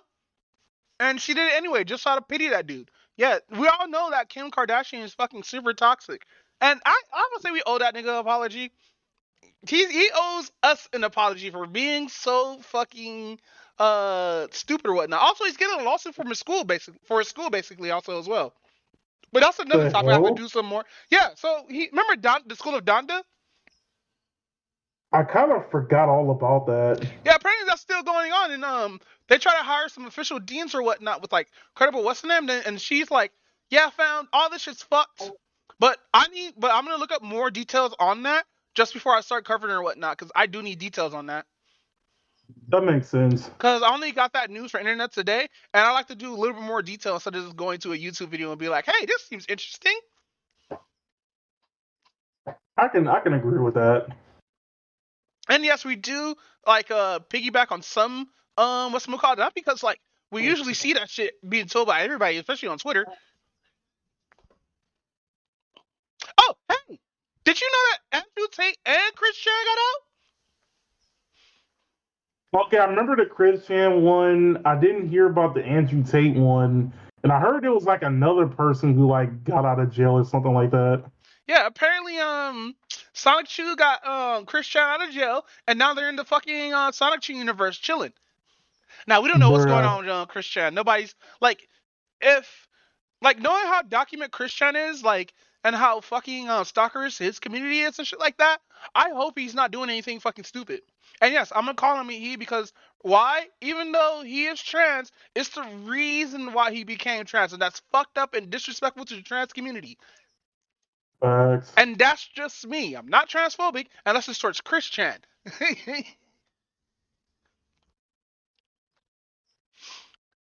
But no, what were we gonna talk about? Oh yeah, fucking anime, bro. So Yeah, let's talk about Animu. want to talk about muscle first? Yeah, let's talk about Mashal. Dude, fucking the way he was just hitting those weights, bro. He was like, That dude was pumping. That dude made a whole new definition of off. pumping iron. So Mic in on. the world of majors, it just takes one buff dude to whoop y'all guys' ass.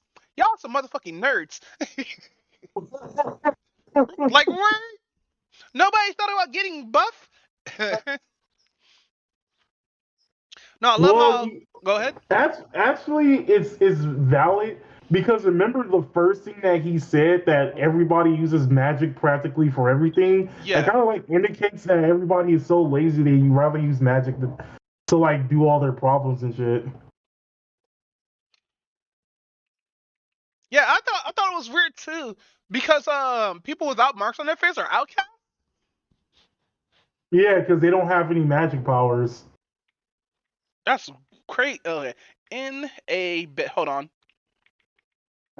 In a bit, I am recording slash Streaming. You know what, like, the weird thing is, like, I was telling, like, one of my friends about, like, the premise of the anime, and he said, oh, so he's basically, the main character from Black Clover. Yeah, but except with yes and yelling, I guess, and pastries. Yo, the pastry shit got me. You mean you almost got your dad killed over some fucking pastries? These basically just did the link. Don't touch anything. Pretty. Concept.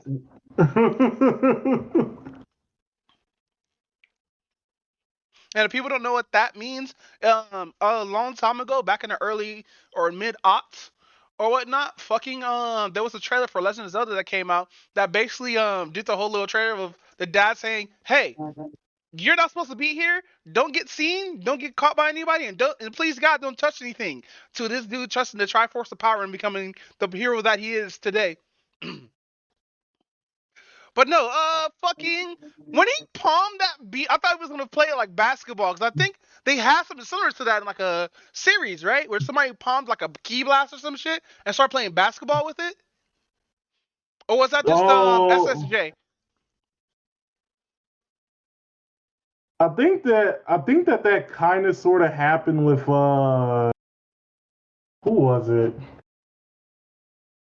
I can't think of like who it was though, but I want to say that was either SSJ or that was I could have sworn that was like a Goten's Trunks thing, Like the but I'm volleyball? not too sure. Yeah, I'm not like 100%, but I kind of think that was like their thing. I don't know. Yeah, fucking having him just have a weakness towards pastries, bro. I can't wait to see what the waifu is in this one so I can be just upset. Cause you know she's gonna be fucking annoying, dude. You're not gonna lie. I'm not. Yeah, you're not lying on that. Cause they already established that the characters is fucking dunce. Not dense, dunce, nigga. So we're gonna get those situations where cause he's not a dumb dunce, he's fuck, what's that character archetype or that dairy archetype? Dairy archetype? Yeah, this is actually a dairy archetype. I don't know which one it is. I think it's called Sudare or something. This shit. It's not Dare Dare, because that's stupid ass concept. Shit. And we were talking about dairies like weeks ago too. I What the know. fuck? But no, I enjoyed it. I enjoyed My Hero Academia. Don't call it Bro, that. the intro, every single intro was did just like in My Hero. It's like, what the fuck am I watching? Cause I thought I was watching another episode of My Hero, being how strong this dude is. This dude like palmed the key blast like it was nothing. I want to say that this is basically the Rock Lee story that we should have gotten. Yeah, definitely 100 fucking percent, bro. I love how you just said, "Fuck it, forget about how to open doors." Like How this, did you forget to open the door? bro. Given his age and how old man is, he should remember. Why is it still a fucking issue? I know it's for context to show how stupid he is, but damn, come on. Like we have smart buff people. Look at fucking Krillin. Basically, that's what he is. This dude's this Krillin. 100% just Krillin with no key blast. Excuse me. Man, fuck, bro. But no, Marshall was fucking hilarious. I like the comedy aspect of it. I just hate the fact that the old man got to be treated like shit, dude. Yeah, I'm kind of curious on like why like he had to go through like all of that shit for no reason. Yeah, bro. It's just like stay away from people. That's what he did in the future. But yeah, stay away from fucking people. They're gonna treat you like that, bro.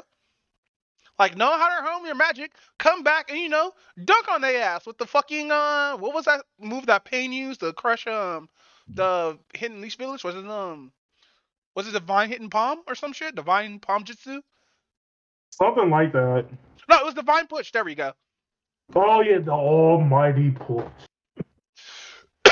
Just yeah, almighty push your ass. But no, now we're gonna have a high school anime, which is probably gonna make this anime unattractive to me because I hate high school shit.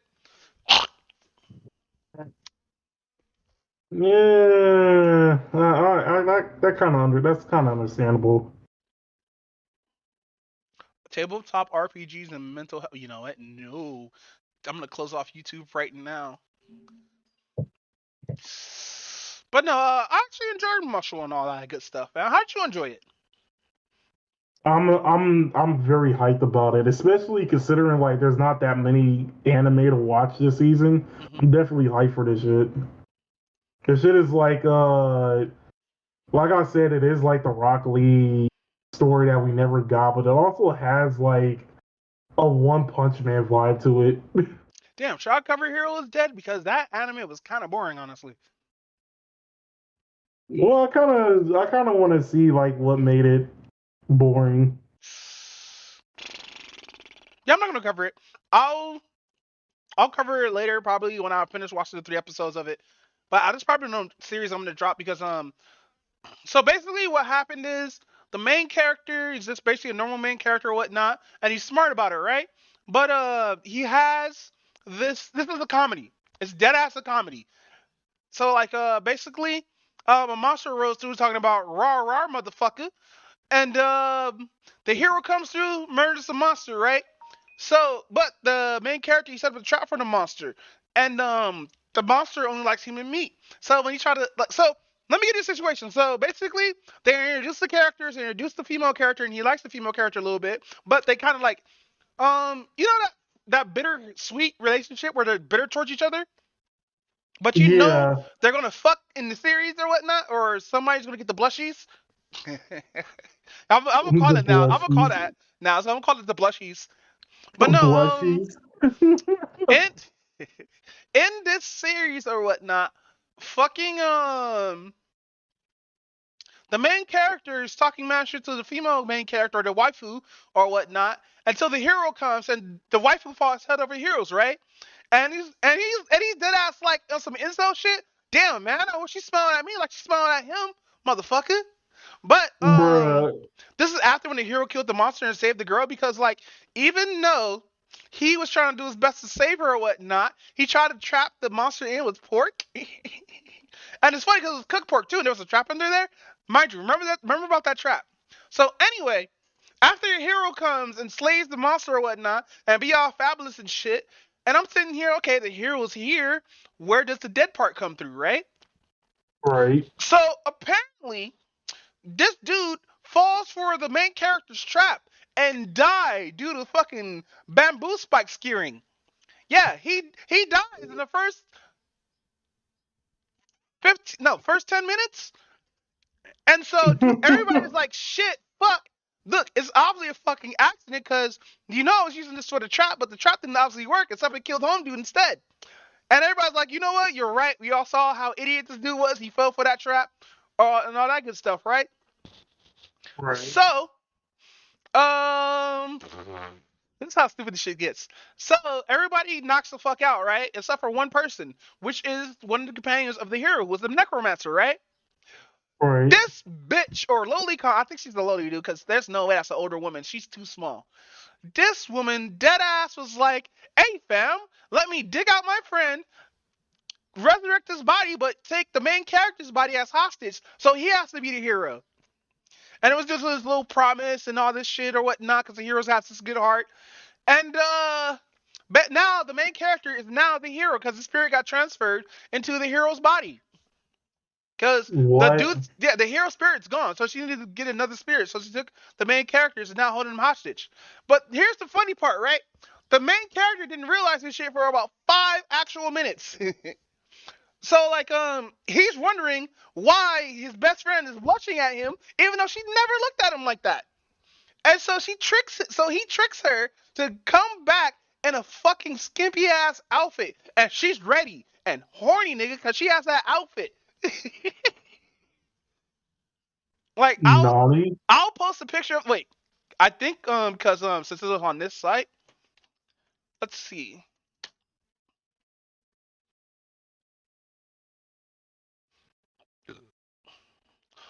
Oh shit, the modular service came out. Damn. Alright. So more um Chainsaw Man dub. Let's go to sub. All right, where is this fucking anime? Is this it? No, that's a Crop from Another World. There's so many fucking anime here this week, and some of them were stealth drops. Where the fuck are you? Here you go. The legendary hero is dead. We're gonna scroll down to the first episode. Please don't play. Please don't fucking play. And it's trying to play. 54 comments. Let's go. We're definitely gonna get that picture. Oh, also the main character's a thigh guy. Oh, he's a thigh guy? Yes. Interesting. He loves thighs. And he puts stockings on anything that resembles a thigh. Like the first scene is this dude putting a fucking thigh on that big ass what's the Japanese leaf or Japanese plant that they keep having? A leaf? I forgot what it is, but they actually did a clip like let's go. So damn, I have to do a screenshot of this. Will this serve your purpose, Mr. Legendary Hero? Will this wow, they actually did like a fucking centerfold. What the fuck? But no, whatever this plant is. Hold on. Did it download? Here it is. Whatever this plant is. Yes, he got caught putting stockings on this motherfucker.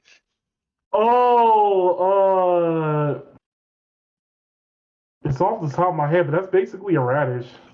That's a radish? Yeah. I forgot like what it was. I don't understand why. A daikon, that's what they call it, a daikon. That's a daikon? Really? I didn't know that. Yeah. But no, hold on. Here's how the hero actually fucking died. Thank you, fucking kick-ass anime, for doing screenshot by screenshot play of spoilery events. Since I already watched this, yeah, this is how the main character died. Or not the main character, but the hero died.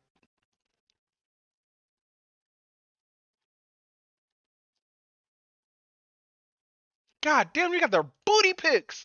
Cause the fucking yeah, he died horribly. But no, that's some Mortal Kombat shit right there. But no, they put this shit's a comedy, my guy. Like a Ichi comedy, and I might end up dropping this though. How come? The Ichi probably. It's probably the Ichi. Yeah, that sounds about right. Because we already know the main character's a pervert. Oh wait, here's when he convinced the fucking people to toss the body into a fucking grave and shit. Wait, he did what? Here.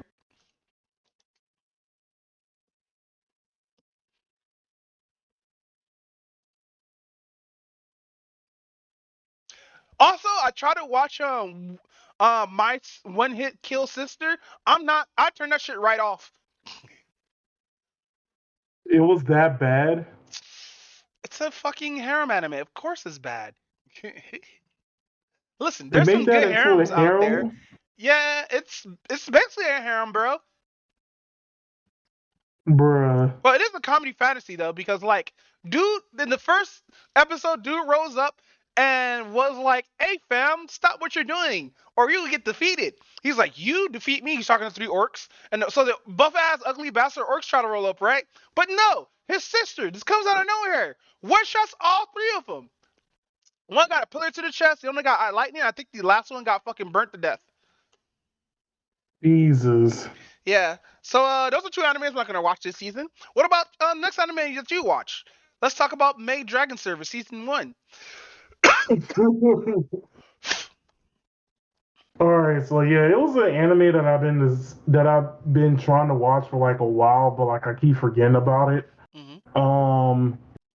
Have you seen it before, or? I know about it, but I didn't watch it because too many lolis. There's like literally one. That's too many. Nah, I'm kidding. I just didn't watch it because I wasn't into it really. Oh, okay. Because I'm about to say like, well, actually, no. You do get a second loli in like the second season, Jesus but Christ. But I know about Big Dragon Mommy Milkers after the Shota. I'm I'm pissed. I'm pissed at that Really, because it's a I'm real all thing. like, huh?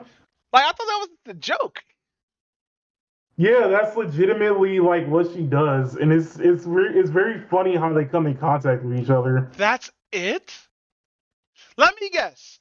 He came in contact with her by grabbing her boobie, and she was like, "Oh, she never had that feeling before." So now she's Nah, trying to chase it, like the thought she nah, is. nah. So basically, the Shota dude, which his name is legitimately Shota, is like Shouta.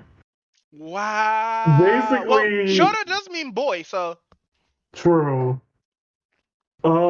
So basically, he claims that his whole family is full of sorcerers. So he tried to like contact a demon to make a pact with him and whatnot or something like that. hmm And she noticed that he was trying to do that, so she showed up instead. And she said her reasoning was that she didn't want like the wrong thing to come up to him and stuff like that. So she decided to like intervene in everything. And then like basically she's been like suggestively like torturing this dude because like he doesn't like any of it at all, but she keeps like pandering towards him. okay. And then at the same time she also needed a place to stay and she was all like, well, why not? Okay, so I have an additional anime, but this also has a loli in it, but she's a god, so so it's fine. But no, continue. um Cause like, all right, so when it comes to the dragons, you have Toru, which is like the main chick. You have Kana, which is the lowly dragon. You have Quetzalcoatl, which is the big mommy milkers one, and then you have the dude, which is Fan Rear or something like that. hmm Fan Fear, I think that's how you say his name. Um, Is it Fanir? base Favnir or something like that. It's like FAFNAR There's or two something L's. like Okay, that. never mind. Yeah, so that has like yeah, Fafnir, like FAFNIR. All right. So oh, there's actually a God of War boss based off of him. Okay, interesting. But cause there's like a Norse mythology version and there's a Greek mythology version of him. I don't Okay. think like the Kobayashi version is like based off of either of them. But it's interesting because like the first episode starts is kind of sort of like the way how the last episode like starts up and whatnot. But basically it starts out with Kobayashi. She's like basically what do they call that term in Japan, which is like not like a salary man, but a shachiku. I think that's what it's called, which is a corporate slave. Oh, I know what you're talking about. Yeah, But yeah. continue. So she goes through her day and whatnot. She's about to go to work, and she sees like the dragon come out of nowhere, which is Toru, but she's like in her actual dragon form, and she's obviously like seeing this like in the middle, like early in the morning, like when you have like nothing, when you're trying to get to Mic work. off. Of course, that's going to terrify you. So she actually turns into like the thing, which she turns to like her actual human form, which has like the maid costume and whatnot.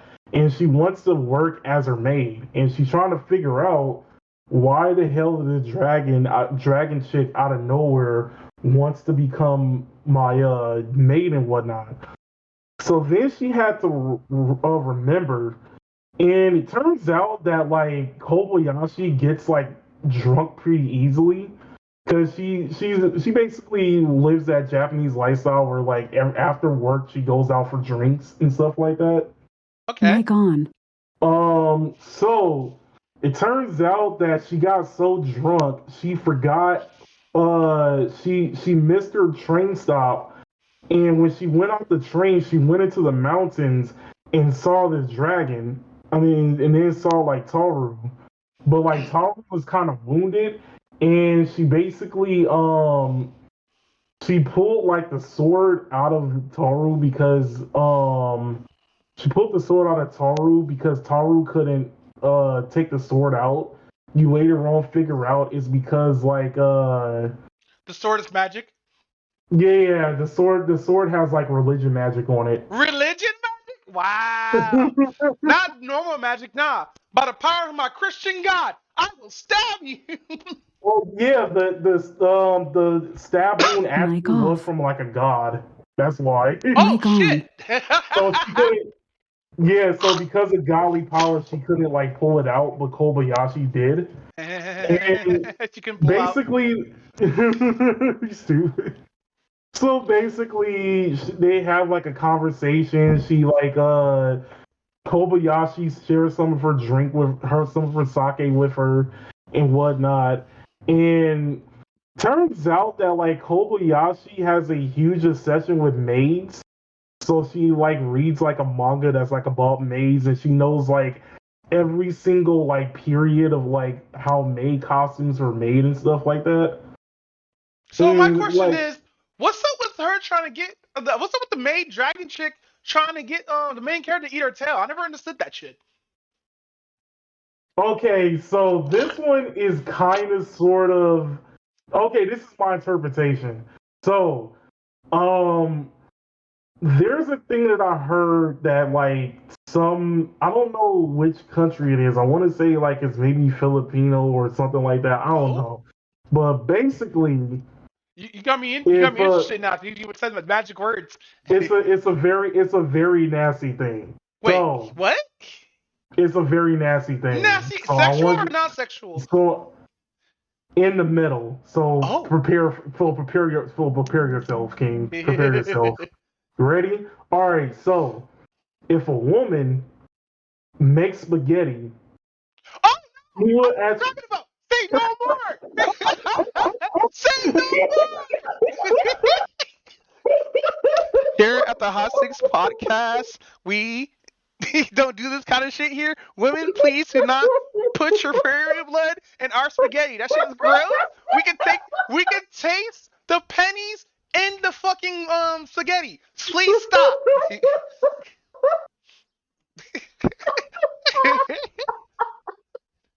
We do not condone this.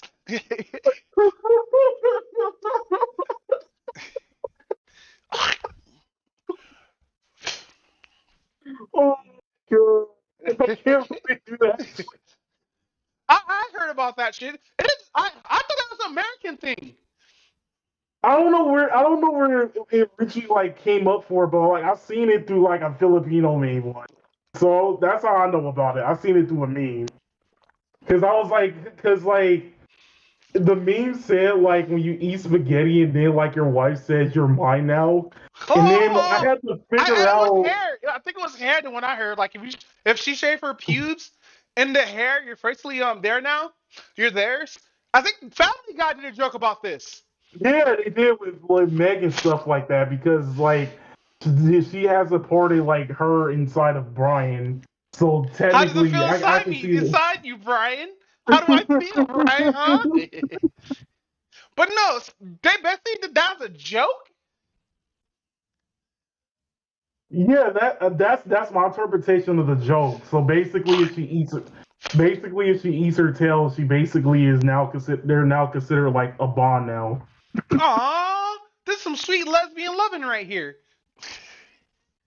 Yeah, it's funny because like my coworker was all like, "Oh yeah, Miss Kobayashi is just basically a lesbian couple raising their adoptive dragon daughter."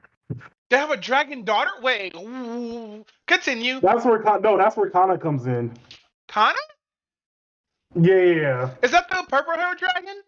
yeah, that's the purple. So That's the what? purple lolly Her? dragon. She's like a 9-year-old lowly dragon? Yeah, I said 9-year-old. Fuck me. Fight me.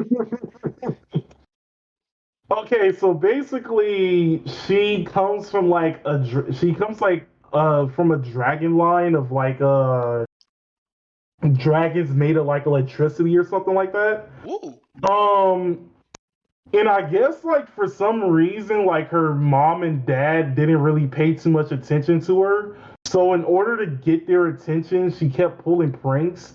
But she pulled a prank that was so obscure that she got kicked out. Oh shit, she was fucking around and then finding out? Pretty much. Oh my Damn, poor god, this. lowly.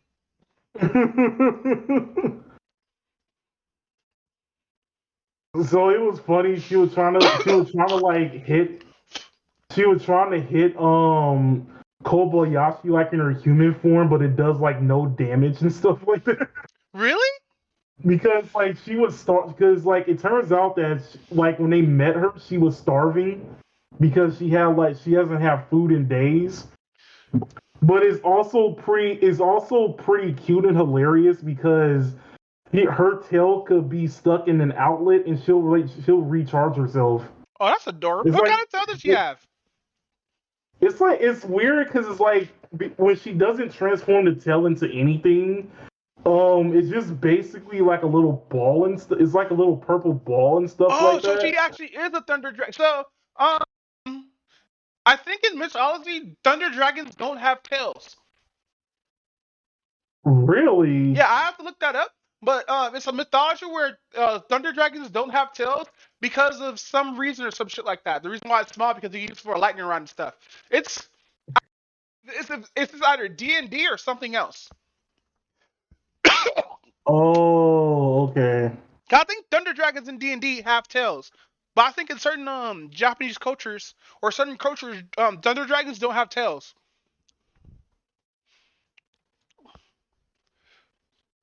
But go ahead. Let's see. Her name and affinity for electricity, energy, or references to Kana Hey, I'm kind of busy Kami. right now. Oh, okay. All right. Patron god of storms in the lore of the Anyu, the Aboriginal people of the northern Japan parts of Russia. The place Kana states as her home. The Ushitar Island also references this as the same lore. It's considered to be a sacred place. Interesting. Yeah, Verizon dude just came to my door just now.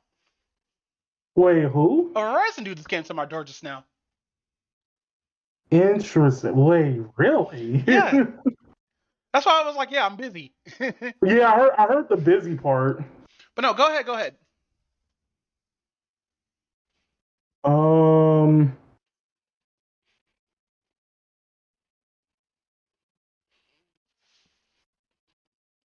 Oh, okay, that's how it goes. So, Kana wants her father to love and praise her. She went so far to get his attention that she destroyed an important artifact that caused them to abandon her.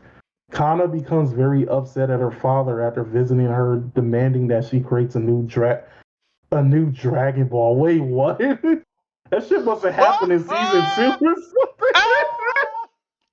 You ever getting spoiled? Read no more, fam. You're gonna get spoiled. something.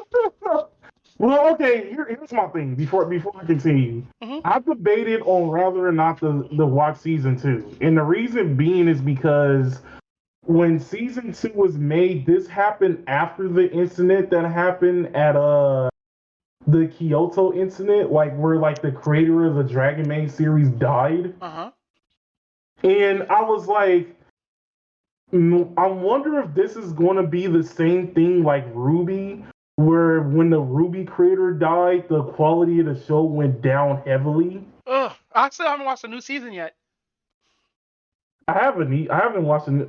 You know what? I need to still kind of sort of catch up. Like I left it at like season 5. Ooh, it's on season 8, I believe. Yeah, it's on season 8 or 9 or something like that. But I haven't like brought myself to like watch the rest of the content. Mm. With that said, Fat, how do you like the series overall, though? Like, oh wait, no, let's get to each dragon first. Okay, so we talked about the Lodi dragon. We talked about the dragon maid. There's 2 more, right? Yeah, so there's Quetzalcoatl, where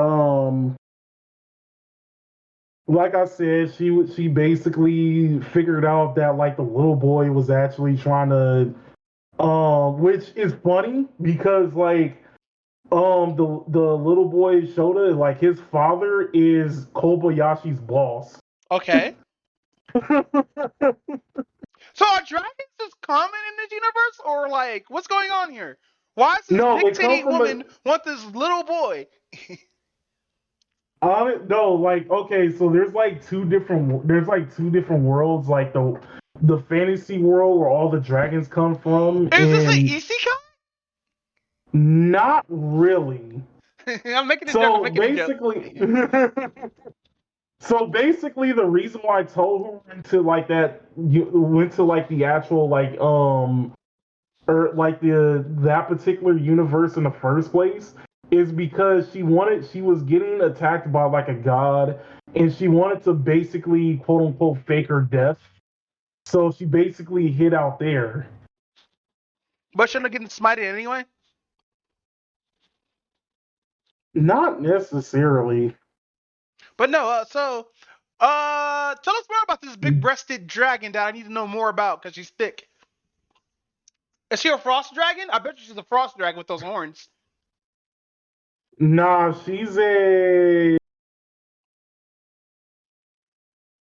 technically Quetzalcoatl is not even like really a dragon per se. What do you mean? In the actual lore, Quetzalcoatl is a feathered snake. Yo, really? So she's a Yeah. wind serpent, basically? For my Warcraft fans, you know what that means. Yeah, because Quetzalcoatl is an Aztec god. Oh, that's hilarious. That's why she's so colorful. So does she speak Spanish? I'm kidding. I'm kidding. I'm kidding. Low key, I should try to watch it in English and see if she actually like goes between Spanish and English. Oh, that'd be hilarious. Give her a Spanish voice actors. That would be pretty interesting.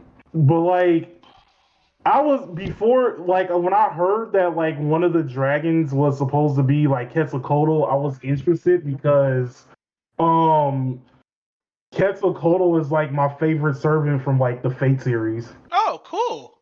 So Yeah. which archetype is Quetzalcoatl from the Fate series? If I remember correctly, a writer. Oh, which writer?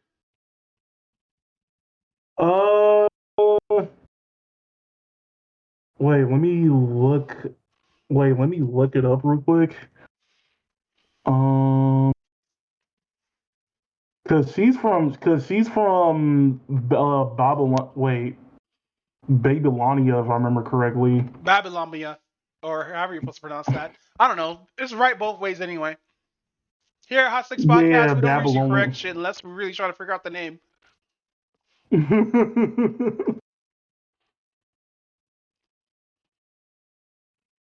But no, like one of the reasons why I was interested in the Fate series version of like Quetzalcoatl is because when she came back, she became like a luchadora. Oh, that's cool. She said that like looking at lucha libre wrestling was kind of like finding out that like people could like fly. It was like people's version of like flying or something like that. Yeah. So she got inspiration from it, and I was like, oh, that's actually pretty cool. It is kind of like flying. I never understood that knowledge. Now I understood it now. Oh shit. But no. So yeah, like when I was like, oh, I figured out like Quetzalcoatl was in there. I was like, oh, that's cool. Which one is she? oh, she's like the big breasted chick, and I was like, really? Bro, she could just dress up as Armika. Let's go. She could throw that booty at me anytime. I might not be able to catch it. It might fall on my dick, but that's fine. She's not real. We can sexually harass fictional characters all we want to because they're not real. But no, he said there's 4 or 5 dragons. In the first season, there's like 4. So there's like a last one, which is Fafnir, which is the dude. And he's like the very strict, I hate humans and everything else like that. But you're okay. Like because well, I know he's got paired with somebody, right? Oh, so yeah, it turns out that like he hangs out with Kobayashi's like coworker that she talks to and drinks with. And the reason being is because during the corporate life, this dude is he's like pretty strict. He keeps everything professional. But then it turns out he's like a closet weeb. Real? Oh, that's hilarious. He's a closet weeb, and the reason why him and Fafnir gets along with each other is because Fafnir has a huge obsession with video games. That's hilarious. Like this dude was like legitimately like playing their version of Dark Souls.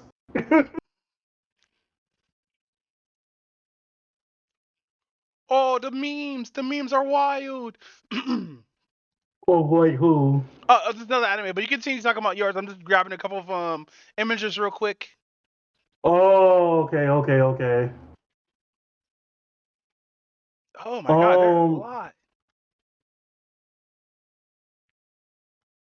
Oh, actually, an interesting thing about like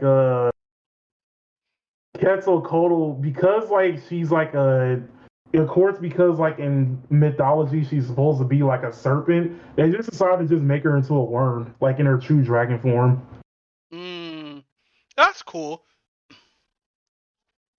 That makes me want to watch this now just because of the male character. Because he said he hates humans, but he chooses to talk to this human. Yeah. He also like his human form also brings up Black Butler vibes. Really? So he has the whole suit and everything? Yeah. I like that aesthetic. Yeah. I really like that fucking aesthetic where they fucking they put the character inside a business suit and he's actually cool and shit. See, yeah, I like this kind of artwork, even though he looks like a butler. Yeah, he did act like a butler. Is he a butler? He's probably a butler, huh?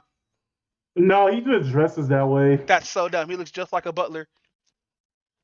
And it is funny because like one episode they go to Comic Cat. Word? Yeah, they go to Comic Cat in one episode, and this dude Fafnir is trying to sell like a manga, but it actually turns out it's a book full of curses. Yo. Because he has like a huge obsession with like curses and whatnot.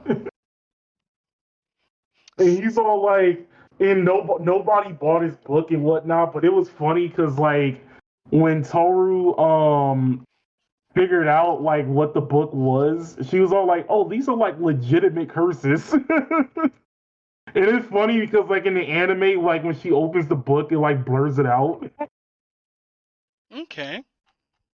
But actually another thing, interesting thing. So in the Comic Cat episode, it turns out that people from their like creatures from their world goes there and like legit stays in their normal form because they're like, oh well, everybody's cosplaying, so when we go into our actual like form, everybody thinks that like we're just cosplaying, so they can do that very freely. Okay, that's cool. I like how you know what I like? When a person is a monster, we see this in actually like in animation and stuff out in America as well. Like let's say like not My Cousin's Keat. What show had a monster I couldn't leave the house unless it's like that episode or whatever at Comic Con? Was it a superhero? Was it one of the Batman series? I think it was. I think so. the nerds be like, you got the table all wrong. But no, I put some gifs in there for future reference. But no, with that said, how do you enjoy the series as a whole, though?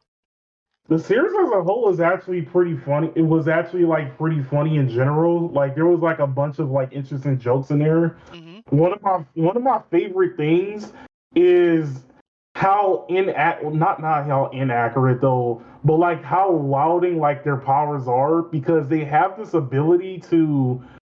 It's weird. They have an ability to memory erase. They have the ability to um revert things back into like their normal state. So like for a prime example, if one of them accidentally destroys like a microwave, they can revert it back to the state before the microwave was like destroyed. So they had this one episode where it all starts out with so it turns out like Kana has like a friend who has like a friend who's like has like a slight secret crush on her or whatnot. Uh-huh.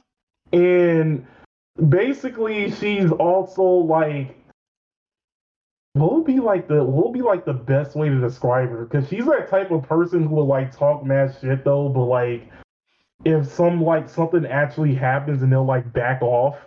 They're like one of those type of people. So Wait, they back off like as in from the characters that they like? No. So like Kana's friend is that type of character who likes talking mad shit, basically. Okay. So basically when shit comes to push, she's like, nah, I'm good. Yeah, basically like that. Like I want to say like yeah, basically like she's that type of character. So her and Kana was playing at the park and these like teenage dudes is playing like dodgeball and stuff like that. And like the ball like almost hit her, but Kana stopped it at the last minute. And basically these guys they basically start getting into like an argument and stuff like that, and she's all and like her friend is all like, oh, he's all like, he was like, even though we're kids, we can still beat you in like dodgeball and whatnot. And she was like, what, you kind of afraid of kids and stuff like that? So of course they get pissed and they're like, hey, meet us at the park, tomorrow and we'll settle this dodgeball thing. Nah, so why would be the next day? Why can't it be now? Right? I know, right? Go ahead. So, of course, like all the dragons in Kobayashi comes and like the dodgeball dudes come and they're all like, oh, so you did bring some friends after all. And they were like, okay, let's get this dodgeball match. Of course they stood a match to nobody. And they were trying to figure out like why like these women were just like so strong and whatnot. So then like after winning the dodgeball match, Toru was all like, oh, I still kind of want to play dodgeball. I haven't really. All shit, like, what's going on? Oh, wait, right. Continue. Sorry. Oh shit. I got jump scared by my own fucking raid. Let's go. Now we'll continue, King. So she was all like, oh, I kind of still want to play dodgeball, and like Quetzalcoatl, Kana, and FAFO was all like, oh yeah, I kind of still want to play dodgeball too. So they do this. So they like remember that episode like Boondocks where they were doing like all that Dragon Ball Z stuff with the dodgeball? No. How many people died? How many humans died in this aftermath? No humans died, but that park was completely demolished. Gee, I'm gonna have to watch that episode then. Like, we're about to play some dodgeball.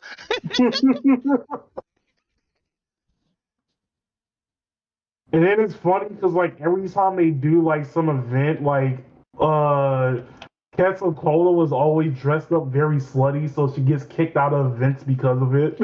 Of course, because she's a big booby lady. But with that said, you want to switch to another anime?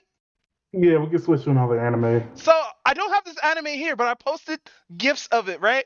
So this anime is called, where is it? Um, where the fuck is it? Title. Kamikatsu, working for a god in a godless world.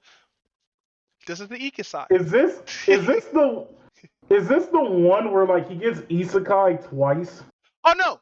No, no, no, no, no. I haven't watched that one yet, but I want to see how that shit happens. Oh, okay. Which isekai is this one? So basically, the main character is the son of this weird ass fucking cult that end up sacrificing him because he's like the strongest. And so, dude, the main character fucking hates it. He's like, I hate being a part of this cult. I hate everything, and I just hate it. All I want to do is just live a normal Japanese life where I get to masturbate to porn. But his dad's like, fuck all that. We're gonna sacrifice your ass. So basically, they tie him up, throw him inside this shit right here. Where is it? I know I just fucking saved it. Here it is. By the way, his daddy's the dark skinned dude with the tattoo on his back. Or on his back of his head. Bruh. So like after he gets sacrificed, he gets sent to another world where there's no religion. Really? Yeah, there's no religion, there's no I think there is magic. We haven't got that far yet. But no, basically there's written books, but they're just books, just normal ass fucking normal books, right? But also they got these ugly ass motherfuckers running around. Hold on. Where is this terrible ass? I'm gonna make this into um a fucking emoji when I get the chance. But they have monsters look like these.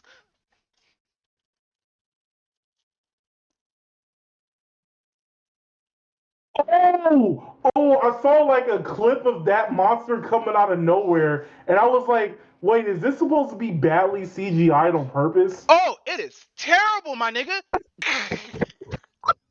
I forgot to ask my friend like what anime that was. I was like, why is this such a bad CGI anime? Is this supposed to be done on purpose? Bro, look at this stupid ass shit. Hold on, hold the fuck on. Another screenshot. Thank you to fucking comments in this comment section. By the way, the monster here is running very, very slow while the characters are running very, very fast. It looks so out of place. Bro, it looks like they copy paste this motherfucker on here. Dude, it's like everybody in there is like running on like heart is like running on anime like logic, and then like that monster is like on PS2 graphics. Oh my god, it's moving so fucking slow. So basically, they do have animals, but they're basically just monsters and shit like that. You know that one anime that I watched a couple weeks ago and I dropped it? Yeah, I think I kind of remember it. Yeah, it's that monster logic. Like, the animals here are just basically like monsters, basically. Oh, But okay. that's besides the like, point. Since this world has no religion, they don't have sex like that. So a lot of people don't know what sex is. how do they reproduce? Bro, that's the same question me and the MC had.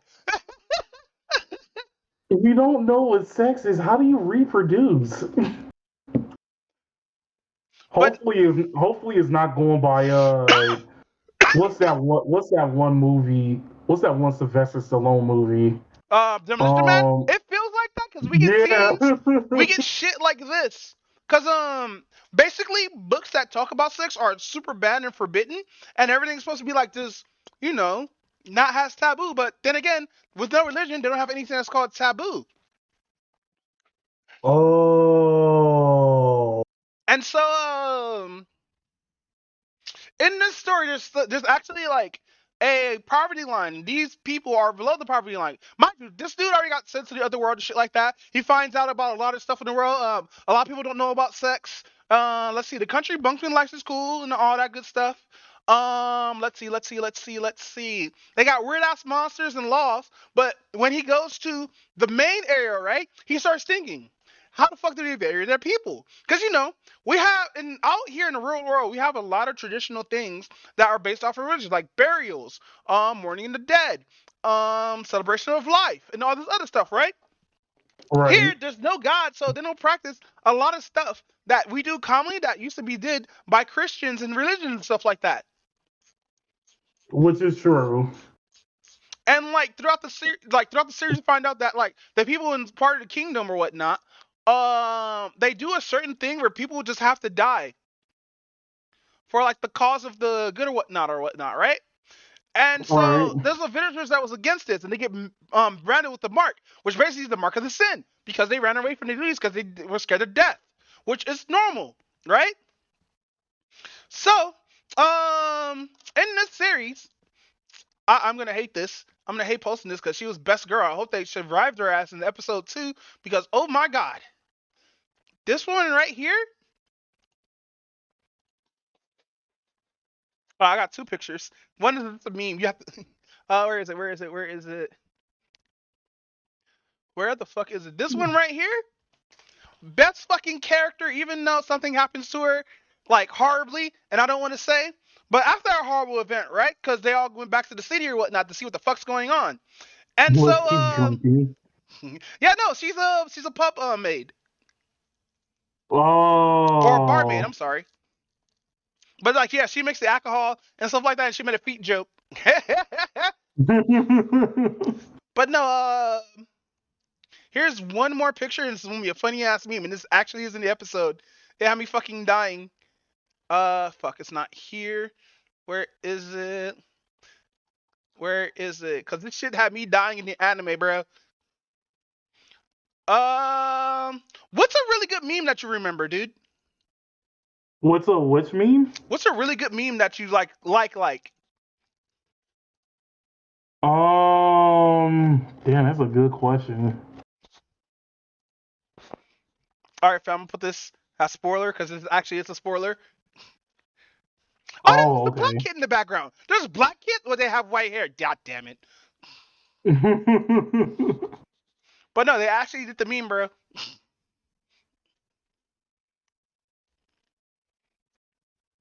Oh, that one. They actually did the fucking meme, bro, and I laughed my ass off when No. I saw it.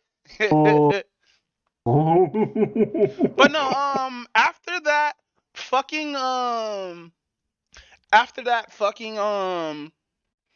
the main character and a bunch of his friends or whatnot gets attacked, and he's like, man, I sure wish, even though I'm full ass atheist and I don't like God, I sure wish a God would come out of nowhere and save me.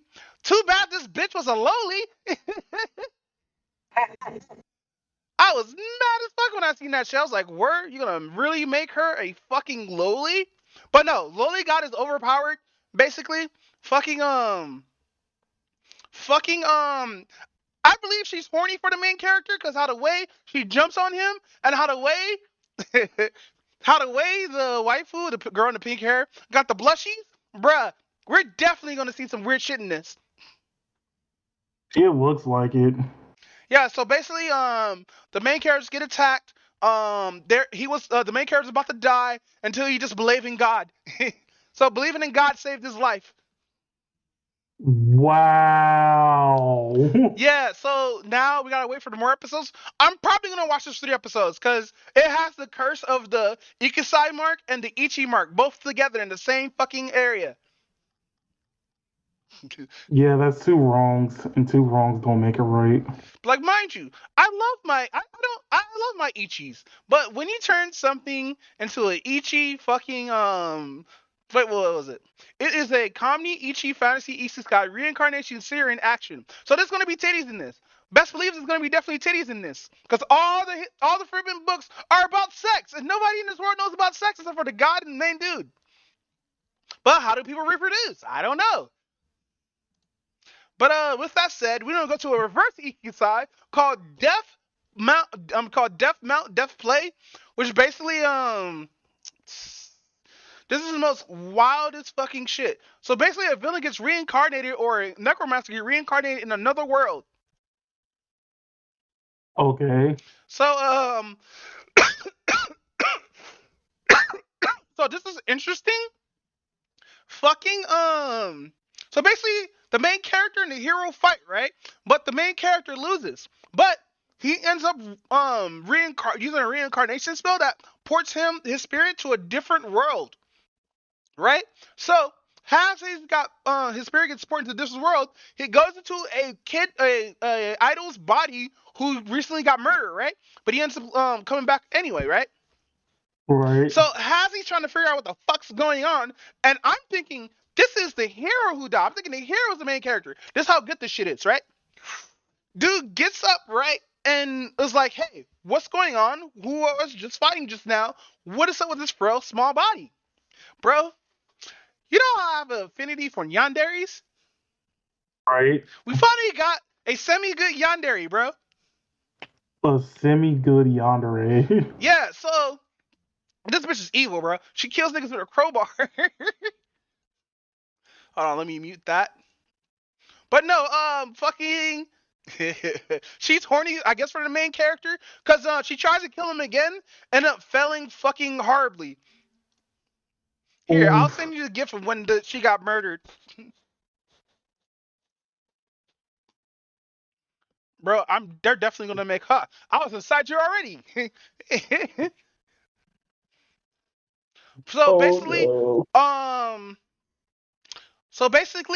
the dude finds out, oh, what was I about to say? So anyway, he ends up murdering Yandere. I know I skipped a lot of parts, but I don't want to go through the whole thing because it's him and Yandere for the whole episode or whatnot. And she's making comments like, hey, I might fall in love with you if I'm not careful, making fucking jokes to fucking Yumi Nikki and shit. But no, I'm gonna give this a couple of watches because I like how, because that had a really good intro, and I'm gonna see if it's gonna play out well or whatnot. But no, basically the hero can see some of the shit that's going on, because they have these special eyes which able to make them see, I guess, into the future. It's not really explained that well. I wasn't probably paying attention because of subs, but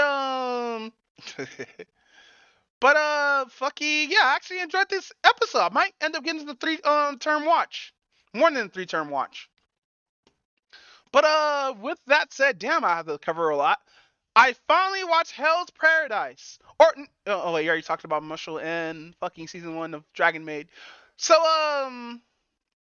Hell's Paradise is a historical anime about this assassin shinobi who ends up getting the fields for this princess queen who wanted to So basically, she wanted to be the princess, wanted to be a normal girl, but her dad was like, "Fuck that, you're gonna be royalty," and burned her eye. But that's like later on in the story. We figure out, we find out about this main character who's a shinobi and who's a hollow shinobi. So he just kills mercifully without having any regrets and shit like that, right? So, throughout the story, we find out how much of a badass he is. He's being interviewed by this girl who looks very voluptuous, and I like her character design or whatnot. Too bad she's a secondary character, but that's besides the point. Because let's talk about this shinobi nigga. How he twists the story has him like, yeah, I'm hollow, I don't have no feelings. Fuck everyone. Until, like, she fucked with him and was like, hey, what about your girlfriend? He's like, what? Why would you say that? He starts stuttering and shit. Because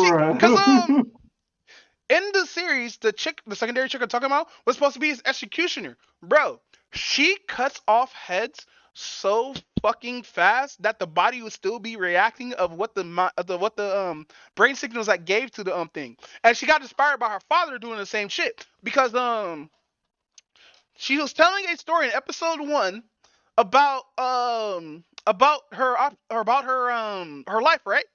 And she was talking about her fucking how good of a executioner her father was, right? And they showed this shit. They actually showed this shit. And basically the victim or the person who was supposed to be executioned was telling the story before he died, right? And right after he finished the story, dude cuts off his head, right? And the fucking body still bows. I was like, what the fuck? And hey, yo. Whoever did the animation for this, and I think this is made by Studio Napa, I believe. I could be wrong. Whoever did this fucking animation for the beheadings sat there and watched people getting beheaded, because the way how they animate the neck and the flesh following through with the blade after it's cut, it's fucking attention to detail that we don't fucking need, but they put it in there fucking anyway. The way how blood pours out from the body, the way how fucking bodies react and shit when they get their head cut off and shit like that, bro. It is the most craziest shit. Jesus. So basically, she basically tore this nigga down already. Found out about why this nigga wanted to leave because basically he wanted to stop being Shinobi. He was like, hey, I'm actually falling in love with this girl because I got the blushies now. That's why I'm gonna call this podcast the blushies. The blushies. I'm not gonna call the fuck around and find out season 2. Or you know what, The I'm gonna do that, blushies. but I'm gonna put like fuck around and find out season 2 and put it like a semi-title called blushies. But no, basically he found out he actually is not hollow, he has a heart, and he has a reason to live for it. That's why he's fighting so fucking hard. Cause like, he was supposed to be dead. He was supposed to get executioned and shit like that, right? But the ninja is so damn strong, this dude survived being quartered, being burnt alive, and being beheaded twice. Jesus. And like, it's not how like he's dodging being beheaded. No, he's taking these hits, bro. He got set on fire, covered in oil, my guy. And then he walked out of that bitch, dick to swing, and talking about, is that all what you got? Well, I didn't really say that, but he did come out dick swinging, cause his clothes is gone, nigga. But no, so basically, she finds out his reason of why wanting to live, because he was actually in love with someone. And we see her story of how it's like she wanted to be just a normal girl, and she got sick and tired of the whole imperial life and stuff like that. And so her father put a burning ass piece of metal on her face, like scarring her Oh face my forever. God. Yeah, it's fucked up, bro. I was like, okay, it got my interest. So in episode 2, we finally meet the rest of the fucking cast, and it's just a bunch of hooligans that know how to kill people, basically. But we do get like a black kid. I don't know. This is probably like a I hate when they add children as criminals because you don't know if they're a kid or not. Because like, and True. why I say if you don't know whether a kid or not, what I mean if they're a killer or a kid. Oh, a killer or a kid? Okay. Yeah, so they had to do like a little mini battle royale to see who survived, and all the people who didn't have special clothing on or just like a giant are basically the main characters. So basically, the premise of the story is basically they're supposed to go to this island that has this infection that turns you and that turns your whole body like into like flowers and shit like that, right? It's called Hell. The anime's called Hell Paradise, by the way. But what name did I put it under here? I don't think I have it here. Oh no, I got No, it you here. put it under Hell's Paradise. Yeah, so Hell's Paradise. Basically it's an island that they have to go to and figure out what the fuck's going on there, because either nobody comes back or somebody's come back with a weird fucked up infection of flowers growing out their bodies and shit. But you're for it. They're happy as fuck. They're horny. They're ready to fuck, but they're just got cordyceps all in their body. So yeah, so we found out if these characters go to this island, they get pardoned and not fucked with by anybody. So the main character's like, you know what? I'm gonna take this chance, to give my girl who I met for like 2 months this wonderful life because she deserves it because it's fucked up what her father did to her. And I'm like, yo. So yeah, that was Death Hell's Paradise. What other anime did I have here? Where's Discord? There we go. I put one more anime here. The reason why I ain't posting any pictures because death about party, da da da da. Yeah, so we're done with anime. Any other anime you want to talk about before we like edge out of here? Oh, I did decide to like watch the rest of what is it? Decide to watch the rest of like Tales of the Outcast. Oh, how did that finish? It finished pretty weird-ish. It finished off pretty weird. Did the young girl get to get banged by her demon boyfriend? I'm kidding. No, stop. I'm trying to remember like where I left off like before I like took a break from it because if I remember correctly, I know I ended off at episode 4 or 5, and you ended at episode 6, I believe. I think so, but I'm trying to think of like which part that was actually. I remember the whole thing when the brother tried to kill Hondu, but he missed on purpose. and the home chick was like, "Oh, it was the part where the werewolf demon was running around with the home chick." And Oh, yeah, that's way back. So yeah. Basically, that particular part, um, they found a way to get him back because I mean they figured out a way to like get him back because it turns out that she didn't die in general. She was just like she was like in critical condition and oh, so she whatnot. pulled out a fucking Jesus. I wouldn't consider pulling a We Jesus, we but I we all guess know that they botched that crucifixion of Jesus Christ. If they did that right, he would not came. I'm kidding. It's not Easter Sunday, but uh, now go ahead. uh but where was I? Oh, so they brought him back. They decided to make like a um the dude in the armor decided to make like a pact. I mean, not like a pact though, but like he decided that if he does like some work for they do I forgot it was something about like they do some work for him, they'll like kind of spare them and whatnot. Hmm. But I'm trying to think of like what happened after that because when I started the episodes again, it was like way past that. Let's see, they go to another town. Oh, they run into like two other demons of the calamity. Like one of them is like what would you consider him? Like he was kind of more like a I wouldn't consider like him like as a dragon demon or something like that, but he was more of like a whatever firebrand is. Firebrand, Yeah, firebrand, firebrand, from Ghosts and Goblins. firebrand. A red devil. Yeah, so he's basically something like Oh that, wait, no, but like firebrand's a less green devil, isn't? No, firebrand's a red devil. Okay. or something like similar to it, like cause he's not like 100% red, but Yeah. So like firebrand's the imp demon, I believe, a flying imp demon. If yeah, I want anybody to say can like correct us in chat, please. yeah, I want to say like he's something like that, and then you also have like a bull demon and whatnot. Bull. So let me see. To sum everything up, turns out that like both of them from a distance saw the bond that Wisteria and the lion demon dude had, and same thing with Home Chick and like the wolf demon dude. And they're all like, wait, can the pact between like demon and human can actually like make the demon stronger or something like that? So he wanted to test something out like that. Uh Turns out like sometime off screen they took one of the people who worked for the organization that Wisteria's like brother works for and like tried to force him to like make a lot of pacts with like demons all together so he becomes like overall strong.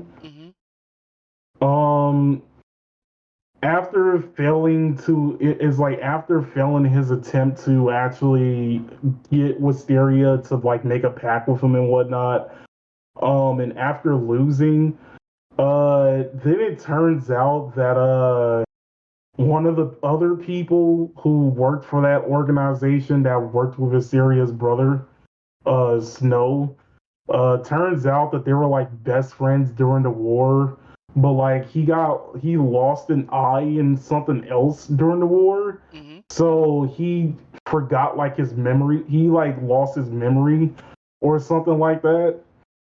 But like they haven't really explained 100% like how he lost memory.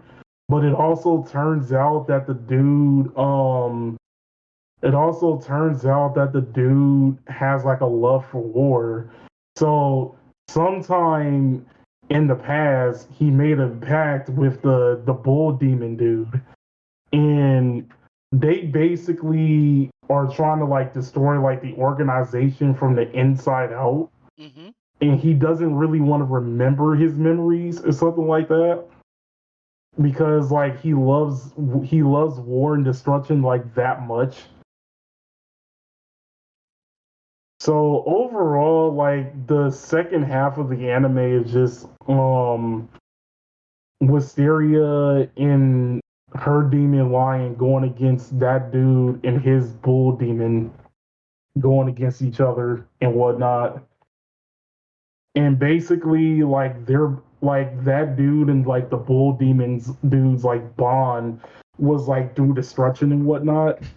So yeah, that's basically like what how a vast majority of anime gone. If I remember correctly, they like I don't remember if the bull demon dude got destroyed or he like left or they had to flee.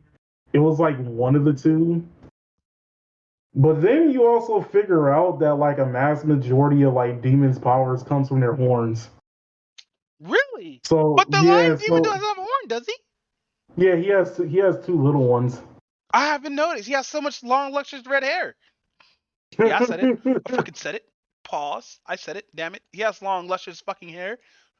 Look at that red, beautiful fucking mane. But no, continue, King. Yeah, and I think that was it. So I guess we just gotta wait for season two. Cool, cool, cool, cool. So, with that said, you want to talk about scaring some hoes? Yes, So, did you listen to this album? a lot. Bro, I've been nonstop just playing this shit. Same. Bro, I The didn't think the feeling shit was is gonna be that good. mutual. Like, look, I'm gonna admit, I don't like some of JPEG's Mafia's beat, but fuck, bro. Really? No, I don't. Because I can't rap that 90% of this shit. Yeah, actually, that was a lot of his influence of like rapping in the first place. He said that a lot of people didn't like his beats, so he decided to rap on his own. You know what? Good. Because him and Danny Brown got those impossible beats they could rap to. Like, bro, hold on. Let me bring up the fucking playlist right now. Yeah, let me do that too. Also, I kind of noticed it says Volume One, so I'm all like, oh, so they're gonna be spitting more fire?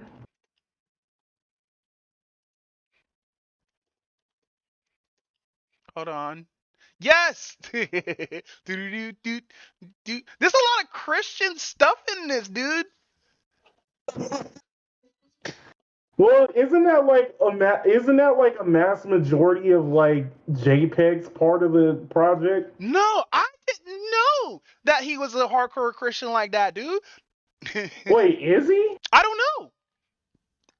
Like, I should know this since like, mind you, I barely found out about JPEG Mafia about 2 years ago, and I'm still listening to his whole biography. Last year, I found out about Daddy Brown, and I listened to their whole biography. This year is Amir Van and who's the other dude? Who is the other dude? Zach Fox. Oh yeah, Zach Fox. Yeah, bro, I kind of love and hate that all the people that we like as rappers are just a bunch of nerds. The This dude made nerd rappers are fucking usually the good ones. dude. He made Kingdom Hearts Key, but it was an Escaflowne fucking sample. Nigga, what? When I heard, I was like, that's not Kingdom Hearts. This is dead ass Escaflowne. I was not expecting to like that song a lot because it was called Kingdom Hearts Keys, but Bro, he I do threw like fucking the song a CVS lot. 2 sound bites in this bitch. What do you mean? Great. Perfect. So, Oh, so we know fucking JPEG Mafia plays CVS 2. oh yeah, most definitely. But no, fucking perfect. It's perfect. Garbage Pail Kids and Heaven Yo, on. Garbage Pail Kids. That Hey, beat is so good, that and shit it goes comes from hard a as fuck, Japanese bro. and it comes from a Japanese commercial I too. That's like the know, most hilarious thing about it. bro. Finding the examples for this shit is another journey for itself, dude. It is. Let's see. I don't like Jack Hollow combo. DJ Assault, I did listen to that again. God Loves You is fucking is a good song. Like I'll play this song if like That just the intermission by itself. wait, I wonder if they came out with the instrumental to this yet. There's someone who's working on it, but it's not 100% though. Oh, okay. Like he did Garbage Pail Kids, but it doesn't have the Nichipon, Nachipon, something something something. It doesn't have that in it. Oh. But Perfect, bro, I want that to be my theme song. Like dead ass. Wait, this dude has an alternate nickname called Buttermilk Jesus. Yes. But nobody's gonna call him Buttermilk. Come on now. You call a black man Buttermilk, he about to slap you. Buttermilk. But no, this whole album, like Fentanyl teaser, bruh. But no, I really just enjoyed this album or whatnot. This one, like, what? This is my third time reviewing an album on here. I think I'm trying to remember if it is. I think it's second time. I'm trying to remember what the other time was. So how do you feel about Lean Beef Patty? I remember what the other one was. It was the Street Fighter 6 soundtrack. Oh yeah, because that shit was lit. The soundtrack's not even done. We have to do that shit over again, by the way. Yeah, we do. Because there's still like tracks are coming out and shit. I think I like the what's the name theme song? Is that Moran? I'm probably saying the name wrong. But no, yeah, fucking. What was your favorite songs on here, bro? Hold on. Let me go to like the actual list real quick. You know what? I'm not gonna lie. We kind of got cut on the song "Run the Jewels" because I honestly wish that was like a longer sample. That was like a longer song. Bro, I thought "Run the Jewels" was gonna have "Run the Jewels" in it. I did too at first. Be like, bruh, imagine, bruh. Like Killer Mike just hop on there out of nowhere, bruh. Like, oh shit. I sound like Danny Brown a little bit when I say it. I've been watching the Danny Brown show too much. Wait, I forgot. Was Perfect like the King Arthur looking ass beat? Well, it's not King Arthur, but yes. Yeah, I know. It's supposed to be like some orchestra thing, but I forgot like where. It's supposed to be like an Olympian like theme song or whatnot, but I like theme songs like that because I was like, I was not when that first came on. I was like, no way they gonna make this actually work, and they did. Bro. All right, that's how much I can play. You two will not let me play the rest. I will get nuked off the platform. But no, I like the fucking cover though, bro. That's what we don't talk about when we talk about album covers. Actually, yeah, I think we should kind of sort of. I think we should actually talk about like album covers more. Wait, there's an alternative cover? Wait, what? What? Why is it a picture of Jim On-ul and Donald Trump as the? Oh, that's the Bandcamp cover. No wonder. Show me this. I want to see this. Because Bandcamp be having some uncensored covers, my guy. So that's hilarious. I'm not gonna lie. That's like legit the alternative cover. Hey yo! That's hilarious.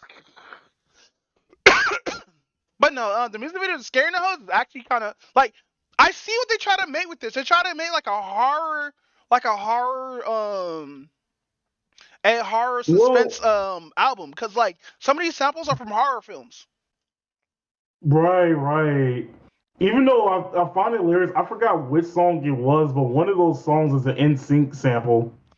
I bet you I know what it is. It's probably Jack Horror Combo. No, it's not that one. It's one of the first songs. Really? It's either Step a Pig or it's probably Step a. It's a Step a Pig. I'm playing it right now. No, it's probably Scaring the Hoes then. Yeah, no, it is Scaring the Hoes probably. Hey yo, so the Scaring the Hoes music video got that same picture. It has what's the name's desktop. Look at this shit. Hold on. Actually, I forgot that they actually had they had like a video. They have a couple music videos. But no, I noticed something about JPEG Mafia. A lot of his music videos are different from his fucking phone, and I love it because like doing lazy music videos like that, I love shit like that. But yeah, it's definitely Scaring the Hoes. The other day I was hanging So out some with one of my bitches. Oh, Oh, that's where you're yeah, that's using. where I got that from. I was like, hold on. I was like, I said, ho, give me some spicy lemon pepper, extra crispy, extra wet. Don't forget the waffle fries. Unforgivable, bitch.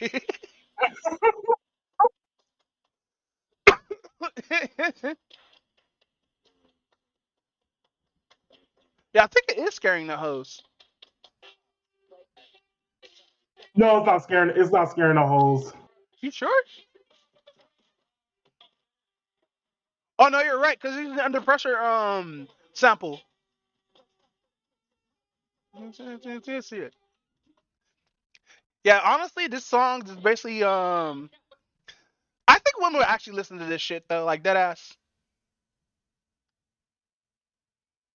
But no, I enjoyed this album. Out of all the albums, I give this shit a 7 out of 10 because there's some songs I don't like, and there's some songs that I do, and there's some samples that I can't really rap to. But no, You know, go ahead. yo, what was one of the songs that I was like thinking of? Oh, that whole abbreviation of Heaven on Earth. Yeah! I'm so I happy was that I like, told you oh that. my god. Yo, it makes sense though. Some I hoes never can be even heaven on earth thought for the pussies, right? I like low key. Hold on, you're cutting it in and out. Repeat that.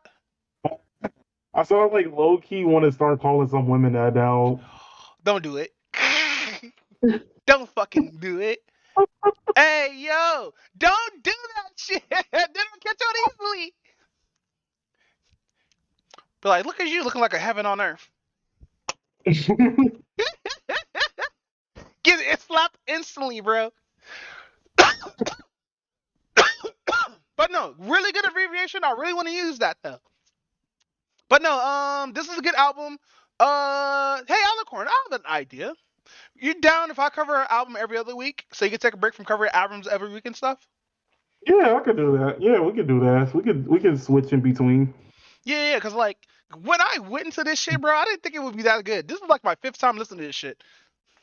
I've been listening to like at least one of the songs like every other day. Every day almost. Yeah, bro, I can't stop listening to fucking Perfect, however you pronounce that, and fucking Garbage Pail Kids, cause I those two beats is hooked onto me. I like when people use like samples from foreign countries. That's why I like Get Your Freak On a lot, bro. Oh, right, it did use a foreign country sample. Like I love when I don't care what song it is, I just love it when they use samples from that kind of shit, you know? That's true. But with that said, well, we want to talk about the question of the day? Yeah, let's talk about the question of the Damn, day. we're finally here, guys. Oh wait, I forgot. I'm giving this album like I'm. You know what? I'm gonna give it a 4.5 out of 5 because the only song I didn't like too much was the last one. Which one was that one? That was Where you get your coke from? yeah.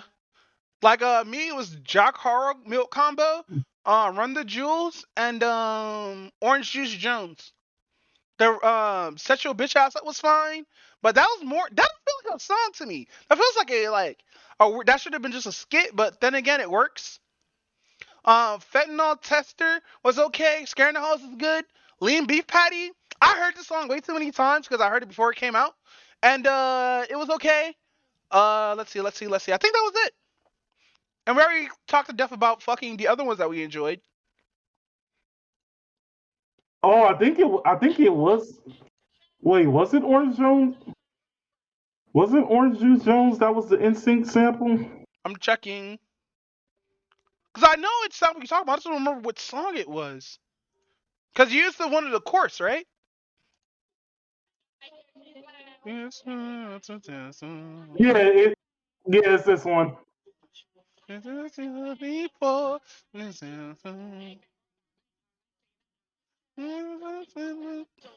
Yes, it's this one. Yo, I'm so happy that Danny You Brown's know not a drug what's dealer anymore, because if he was, we wouldn't got none of this fucking shit, bro. Thank you, Danny Brown, for oh becoming a better person. wait wait, this actually reminds me of something. Okay, so remember there was something about like March 31st that I kind of forgot about. I'm Yeah. remember now because I've been listening to this album so much. I forgot to listen to the deluxe edition of Tyler the Creator's album. Oh, the Call Me If You Get Lost? Yeah, he came out with the deluxe edition on March 31st. Yeah, bro, I saw the estate edition, bro. I like some of the songs in there. I just want to hear the remix to Lumberjack.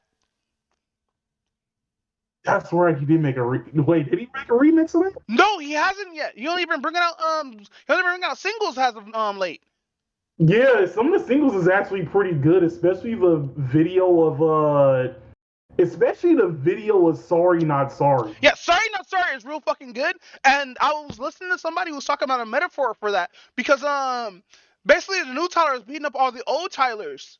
Yeah, that's just basically the song is basically his way of saying, even though like a lot of my old fans want me to go back to my old content, I'm not doing that anymore.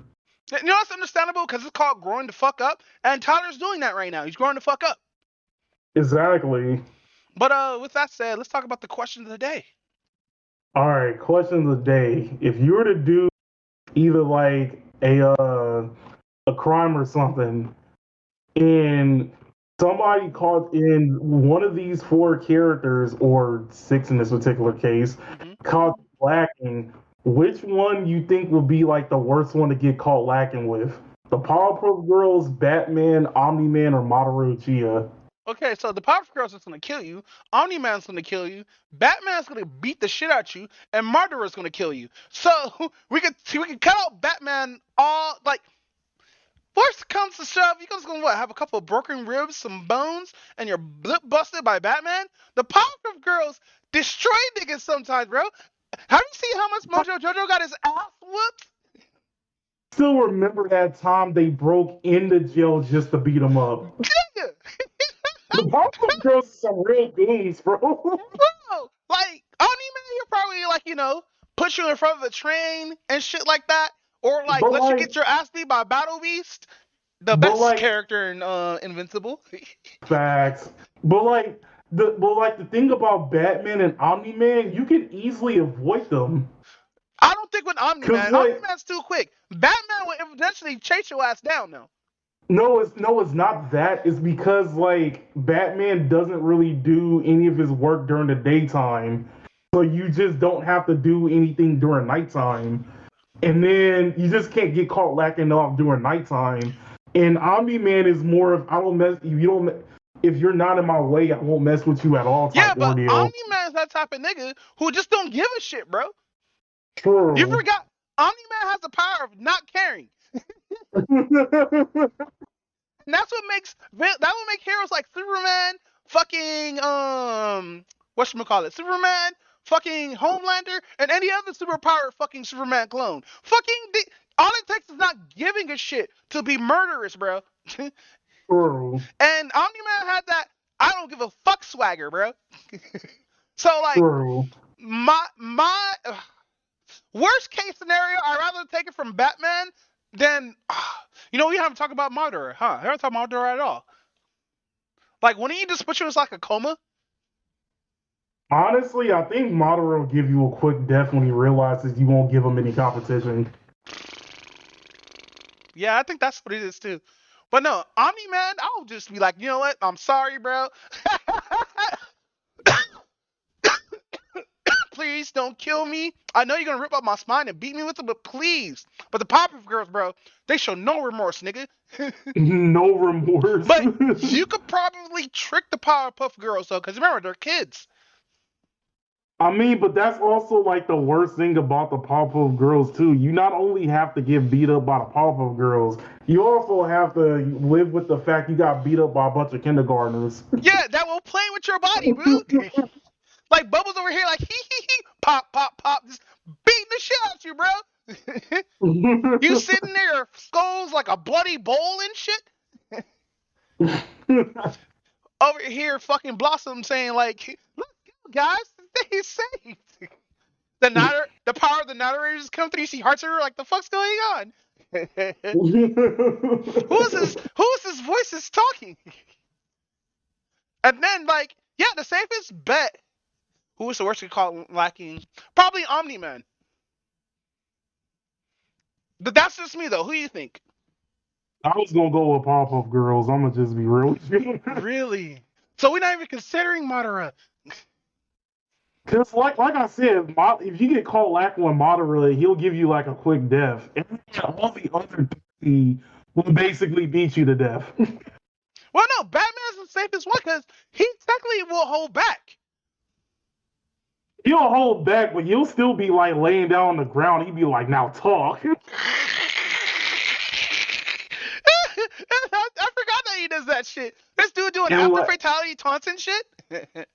And like I said, as long as you don't do the crime at night, you won't be targeted by Batman. Well, you're right, huh? Like who's in Gotham be doing shit in the middle of the day though? That's like the weird thing. Nobody really does anything in the middle of the day. And also, you see like a dude in the black. It's probably be hot as fuck during the summer for Batman. But considering that Metropolis, whatever the place Superman comes from, yeah, Metropolis. Like if I remember correctly, that's like they're like Metropolis and Gotham is like legitimately like right next to each other, right? Yeah, apparently it's like a river. It's like the ocean splits them between each other. Yeah, it's almost like in technicality, like Superman could be doing the daytime jobs over there, but imagine having to deal with Superman doing a robbery during the middle of the day in Gotham, nigga. Like you're not Batman. I don't care. Fire. Laser breath. Frost breath. Wow, I almost got the fucking things confused. Let's go. Damn, man. Imagine getting cats like Superman even was like hold back because all it takes is one punch. I mean, he still holds back, but yeah, that one punch will just end you instantly. Yeah, I will have to say Omni-Man because Omni-Man has don't give a fuck energy. Like he comes in with the Timbs of the golden black dual rag from Gucci.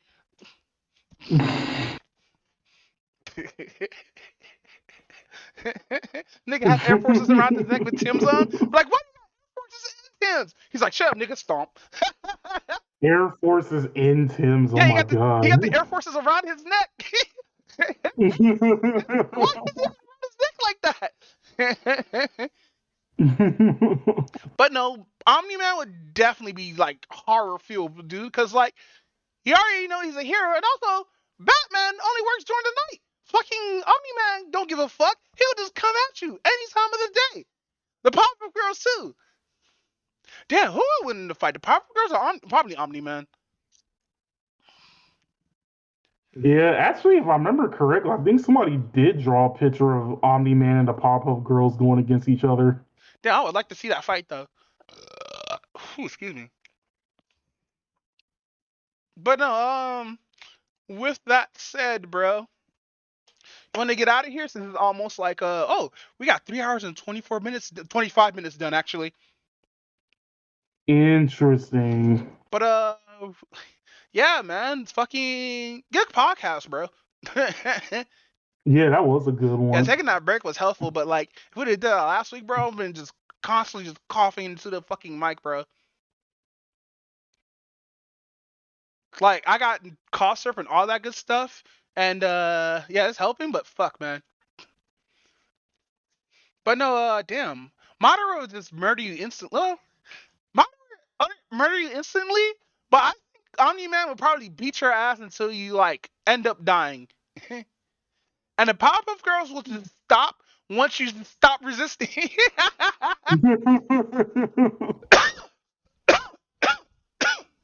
Oh, okay, I was wrong. It was a picture like the Powerpuff Girls going against Superman. Oh, yeah, Superman's not gonna win that.